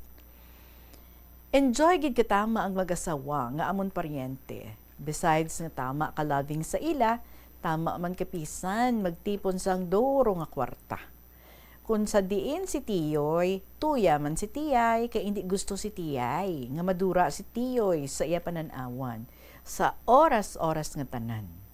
Tama kananda ka pinasahi nga mag-asawa, kay daway tanda nagaaway. Permilang nagaimaw halin sa balay, imaw man kung magsimba, imaw man kung maninda, imaw man kung mag-obra. Ay, way tana tiyempo, makita mo sanda nga waay nagaimaw. Tiyambal pa sang ila kumpare, grabe si kumare magpalangga kay kumpare, kay permigid niya ginaimawan. Mainit man o kung mauran, nagaunong gid sa kumare, pagtrabaho sa taramnan. Kaano-ano man sa ila ang bag-o nga kasal, tapos nga nagpamana ang bugtong nila nga anak kagindaras ng iyabana sa ilang lugar sa syudad. Sang madamo ng ila savings, naghambal si Tiyoy nga mabakasyon sila sa syudad sa ila umagad, kag bugto nga anak nga si Prinsesa. Duawon nila sa sobra nga kahidlaw, labi na gid sa ila bugto nga apo. Madamo ila dala. 5 kabilog manok Bisaya nga irihawon, 5 kagantang bugas nga pilit, mga prutas, mga utanon, kag kararuton, halin sa ila mga tinanom. Puwerte ang kalipay sang ila anak kag umagad. Pagkaaga Domingo, nagsimba sila sa cathedral, nag-offer sang fresh fruits nga ila dala, nagbakal sang kandila, nag-early lunch sa restaurant, kag maglagaw-lagaw sa park. Interval isa ka adlaw, nagtan-aw sila sang sine, nagpamatchoy kag ng ice cream. Sunod adlaw, naligo kag nag-swimming sila sa beach. Putos ang balon nga kanon, adobo nga manok, kag sinugba nga bangros. A day before sila nagpauli, gintreat sila ni umagad, kag ni Prinsesa sa mall. Nagpanyaga sa may manok na bala, nga ginaasal, nangalo-halo, ginpangbaklan sa ilan nagustuhan, nga RTWs, panggamit sa balay, kag groceries, nga ila madala sa pagpauli. Kaisama lang kasimana ang ila paliwadiwa. Nalipay man ang ila duha ka mga ginikanan, kay palangga sila ni umagad, nga gusto unta, nga tuyado lang sila magpuyo sa syudad, upod sa ila. Pero do hindi man anda mabiyaan ang anda mga tinanom sa uma, kag mga alaga nga kasapatan. Sa first week of December, sila naman ni Prinsesa, upod iya bugto nga anak kag bana ang nagbakasyon sa uma. Pagka December 23, ginsugat sila ni umagad nga didto mamasko kag mang New Year sa syudad. Nagdarasan da, isa ka sako nga bugas, napulo karay na nga pilit, mga ihirehawon nga manok Bisaya, mga prutas, utanon kag kararuton. They really enjoy their family bonding to the fullest during that Yuletide season. Abis ang ilang mga kasilingan, way gid sanda nagaaway nga mag-asawa, waay lang sanda kahibalo, nga sikreto gali ang ilaaway. Kung ano ang andaging lalisan, hindi man mapahamtang si Tiyay. Kay ana, mandapulayon dayon si Tiyoy, kung magsunggod ron, kagamu man si Tiyoy, kung maglalis sanda, kag hindi ron magkaon si Tiyay. Ana, mandayon hakson, halukan kag hungitan sang pagkaon. Gani, waay kalayo nga matiner, kay dayon man subuhan sa pagpalangga, hakos kag halok ang katambal nga masubside ang fire. Very simple man lang gali nga solusyon kung mahimo sang aton mga amay kag mga iloy nga nagapamati sa KLP karon. Hindi bala, Tita Regine? It's time for them to forgive and to forget, to reconcile and to live happily ever or forever, base sa ilagin sumpaan or base sa ilagin sumpaan sa atubangan ni Lord sa altar sang ila kaminyoon. My friends on the air, now is the time for us to change for the better. It's time for us to stop corruption. To everyone listening right now, the time has come for us to check these remarkable points to be considered in our very own life. If not for the 3 successive and predictable typhoons which recently occurred in our country when many cities and municipalities were flooded, the ghost projects would have not been exposed to the public. Siguro panahon na lang or panahon na kag pagbuot sang aton mahal nga makaako ang pagbusisi sang likom nga pagtago-tago sa mga kalag nga proyekto. Ginunay lang sa mga linta ang pagsupsup sang dugo sang kaban sang gobyerno. Tanawa bala ninyo kag huna-hunaon kundo ano kadako ang kinaban nga pundo sang gobyerno halin sa taxes ginbayad sa mga tawo ang ginbira kag ilubong sa ghost projects nga abi pa lang hindi manimaho. Ang nagsungaw nga alisbong sang baho hindi nagidman maagwanta. Amo na ang panahon pag-umpisa pagbinurukas ang baho nga hindi nagid matago. Kag ginusisa, ginpangita ang grupo nga may kahimuan sadto para maimbestigar ug manabat sa nawala nga pundo. Unta, we have to forget the past, face the present for a better future.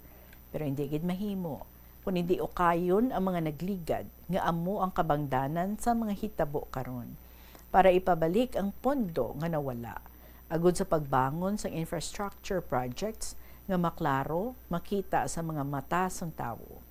Amo na karon ang nagtalbo nga problema sang Pinas nga nagkalat sa buong mundo. Our country is small but very rich in natural resources. Kung sa diin ang mga Pinoy hindi mag-anto sa kawadon. Hindi gid ta na magutuman kung mayad ang pagdumara sang aton kayamanan. Hindi kita kadya mahuya nga hasta ang maayo na ulamid sa kahuroy-anan. Ang pamangkot insa nahimo di ananda nga kung sa bagay bastante man ang ilabulsa. Ano mga classmates nakulangan pasanda? It's time for us to unite now.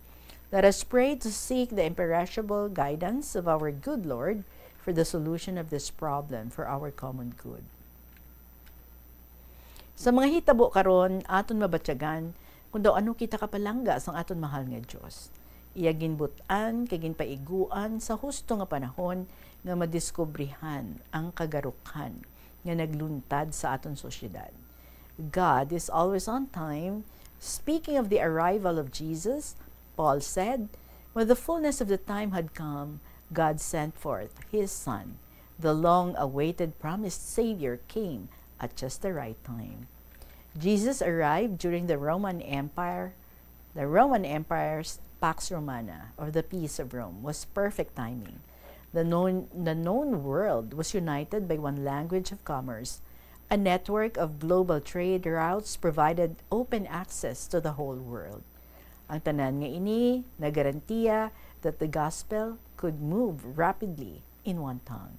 No visas, no impenetrable borders, only unhindered access to help spread the news of the Savior whose crucifixion fulfilled the prophecy of the Lamb who would be slain for our sins, all in God's perfect timing. Ang tanan nga ini should remind us that the Lord knows what time is best for us as well. If you're waiting for answered prayer or the fulfillment of one of His promises, don't give up. If you think He had forgotten you, think again. When the fullness of time is right for you, He'll show up and you'll be amazed by His brilliant timing. Diyan lang anay kita magpahuway-huway. Salamat gid sa liwat, Tita Regine. Salamat sa inyong pagpamati sa inyong episode. Kagabay pa, hindi kita maghinakog, manghilabot sang butang sang iban. Hindi kita mangawat sa kaban sang gobyerno. Hindi naton i-tolerate di nga bagay sa aton kaugalingon, sa aton isig katawo, kag sa aton gobyerno. Mabuhay ang KLP, mabuhay kita tanan. May God bless us all in Godspeed. Truly yours, in B, sang Iloilo Province.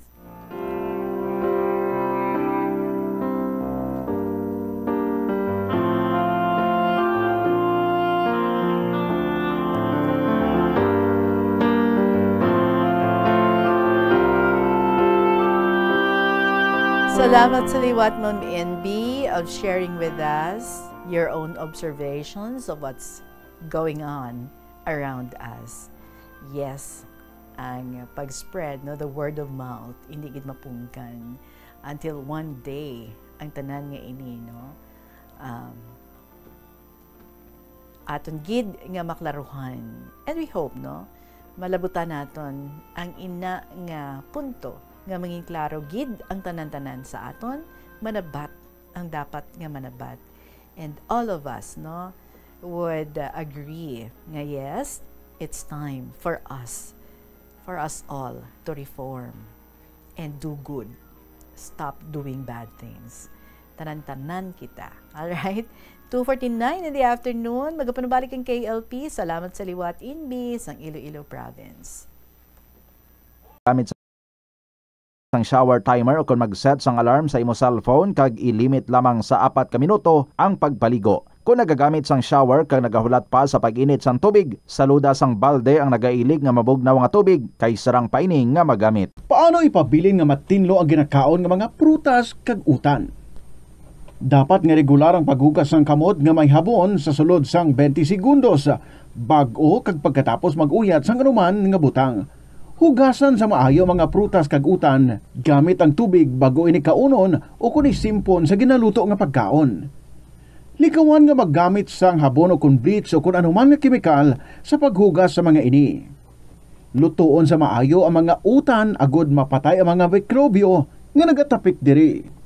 Kung ikaw may ubo o kun sipon, mas maayo nga itugyan na lang sa iban nga miyembro sang pamilya ang paghanda sang pagkaon agud malikawan ang cross-contamination.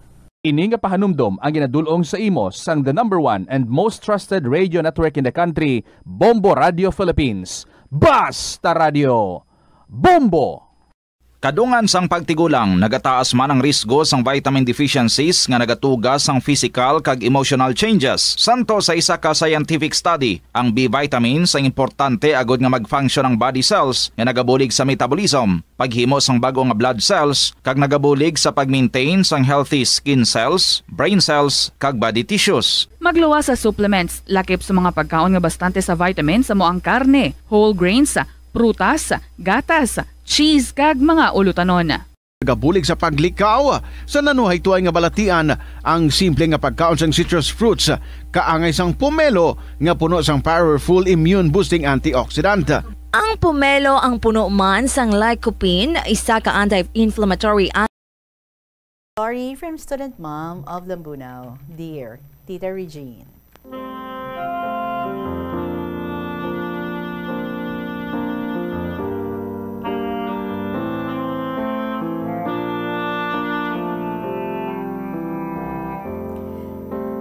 Lunes Subong, June 16, abri klase. So this is one of her old letters pa. Nga subong talang nabasahan. Dogay na panganinaw ko na ang kasakuon sang tanan. Ginikanan, kabataan, sikad, kag tricycle drivers, tanan nga klase sang drivers, mga estudyante, kag teachers, and other professional workers ang nagadali-dali nga makalambot sa ila kaladtuan. Tanan, luyag nga hindi sila ma-late sa first day of classes. Sa nag-teach pa ako, Tita Regine, natinluan ko na kag nahimos ang akong classroom one day before class opening. Nagapabulig ako kay Armor kag S, nga buligan ako paninlo sang akon nga room. Agud manayanaya ni ini pagsulod sang akon nga advisory class. Pati mga students ko, grabe excitement basta first day of class. Ara imo istorya nga do pila ka tuig wala ka kita ay. Tanan sanda looking neat and presentable. Tapos greeting each other, pas nananda ila class card. Ma-roll call ako to see new faces. Tapos mapakilala sila isa kag isa. Ay kasadya lang. Kapin pa kung pamangkuton ko sanda about sa subject nanda sa akon. Diri naman an ko sino ang naka-advance reading about sa amon nga subject. Only a few can contribute to our first day of class discussions. Nang iban gani, absent pa. Prolong ang vacation nanda. Te ila output recorded dayon. Tingala sanda, first day of class, may quiz dayon si ma'am. Ti kundi, hadlok na sanda mag-absent. So nag-eskwela pa kabataan namon tita, nag-alkansiya gid ako. Pag madali na lang enrollment, ginabaklan ko na sing mga kinahanglanon ang amon kabataan. Ginabuka ako akong alkansiya, agoy di bakal sang ilang mga uniforms, sapatos, bags, kag school supplies. Para sa tuition sa mga maaara sa kolehiyo, nagabaligya ako sang sinagudan kong baboy kag mga manok. Preparado gid ako para hindi makompromiso ang pagtuunan da. Sa amuni nga paagi, kag sa kaluoy sang Ginoo, nakatapos gid sanda kolehiyo. Te, kamo dira, mga nanay, may alkansiya man bala kamo o sinagudan nga sapat para sa kinahanglan sang inyong mga kabataan sa school. Maswerte ang mga kabataan nga may mga mapisan kag abilidadan nga parents nga padayon nga nagasakripisyo para sa education sang ilang mga pinalangga nga mga anak. I-bless gid ni Lord ang mga nanay kag tatay nga nagapangabudlay para sa maayong future sang ila kabataan. Magsarig kita sa aton kapisan kag sacrifice, pero higit sa lahat, i-trust naton kay Lord and His goodness ang future sang aton mga loved ones. So let us bring our needs and the needs of others to our generous Father in heaven, confident that He'll hear and answer our pleas for help. Sa una tita, may estudyante ako nga nagmasakit, gin-approach ako sang iya mother nga kung pwede ko siya nga mabisitahan sa ila balay. Wala na siya nagagwa-gwa, kinahadlok siya nga maghalin diri. To avoid other people, he slept through the day and stayed up all night watching TV. His problems began when he stopped going to school, bangod sang iya manubo nga mga grado. The longer he remained apart from people, the more he felt like a social misfit. I tried to talk to him and told him his friends, teachers, and classmates nga na-miss na sila niya. Okay? I promised I will help him nga magbalik sa school kag mag-enroll sa liwat. When he went back to school, he was welcomed by everybody, especially sa mga classmates and former teachers. Nag-graduate bala siya with good grades. He is now a family man with children and good job. I am glad I talked to him about Jesus and how he welcomes everyone in their journey to recovery. Without a doubt, we are a community of a broken people. Some of us spent a former life which is antisocial, but in Jesus, we are again made whole. May the hurting worlds experience the compassion of Christ from all who follow Him. Truly, only God can transform a sin-strained soul into a masterpiece of grace. With our new life in Christ, we have been given a new purpose. So, hasta na lang diri letter ko, Tita Regine. Good afternoon to all and God bless. Sincerely, Student Mom of Lambunao.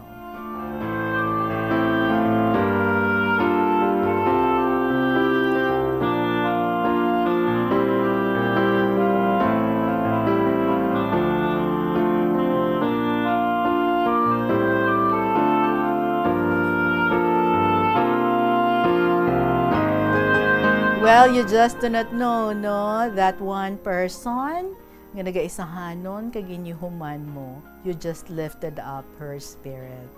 Kanami gid man if we reach out to other people and to stop by and bisan gamay man lang, no, nga chit-chat, gamay lang nga pag-ulo istorya, how much more nga ti somebody who felt so depressed, ginpamasyaran mo and then you talk to him about God.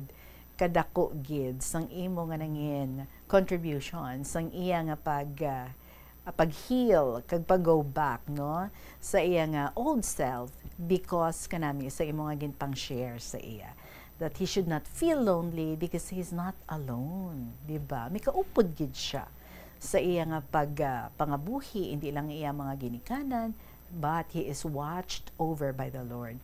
So thank you so much gid sa imo, Student Mom of Lambunao.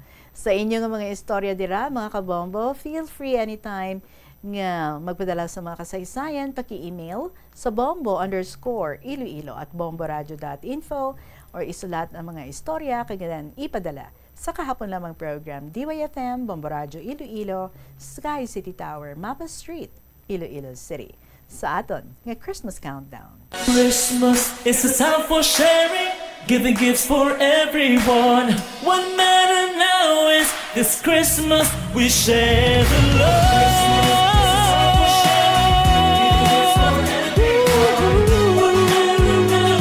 This Christmas we share the love. Mga kabombo, 55 dias na lang, kag Pasko na, getting exciting and also excited. Magasunod na ang inyong paborito ng mga dramas, Tuyang Ermitaña, Provincial Jail, kag Dear Diary. And just before I go, ang Bombo Radio Philippines naga-join sang panawagan sang Catholic Bishops Conference of the Philippines para sa tanan nga magsuksok sang puti samtang naga-attend sang Sunday Mass, as well as mag-display sa mga white ribbons sa ilang panimalay, mga salakyan and public places humalin Oktubre tubtub Nobyembre sang sininga tuig. To wear white is a call for transparency, accountability, and good governance, and a strong stand against corruption to cleanse our nation from sinfulness. Maraming salamat sa inyo. I'll see you again tomorrow, hopefully with Sirac sa probinsya ng Iloilo. Sa gihapon ni ninyo alagad, si Tita Regine para sa kahapon lamang program. Good afternoon and God bless.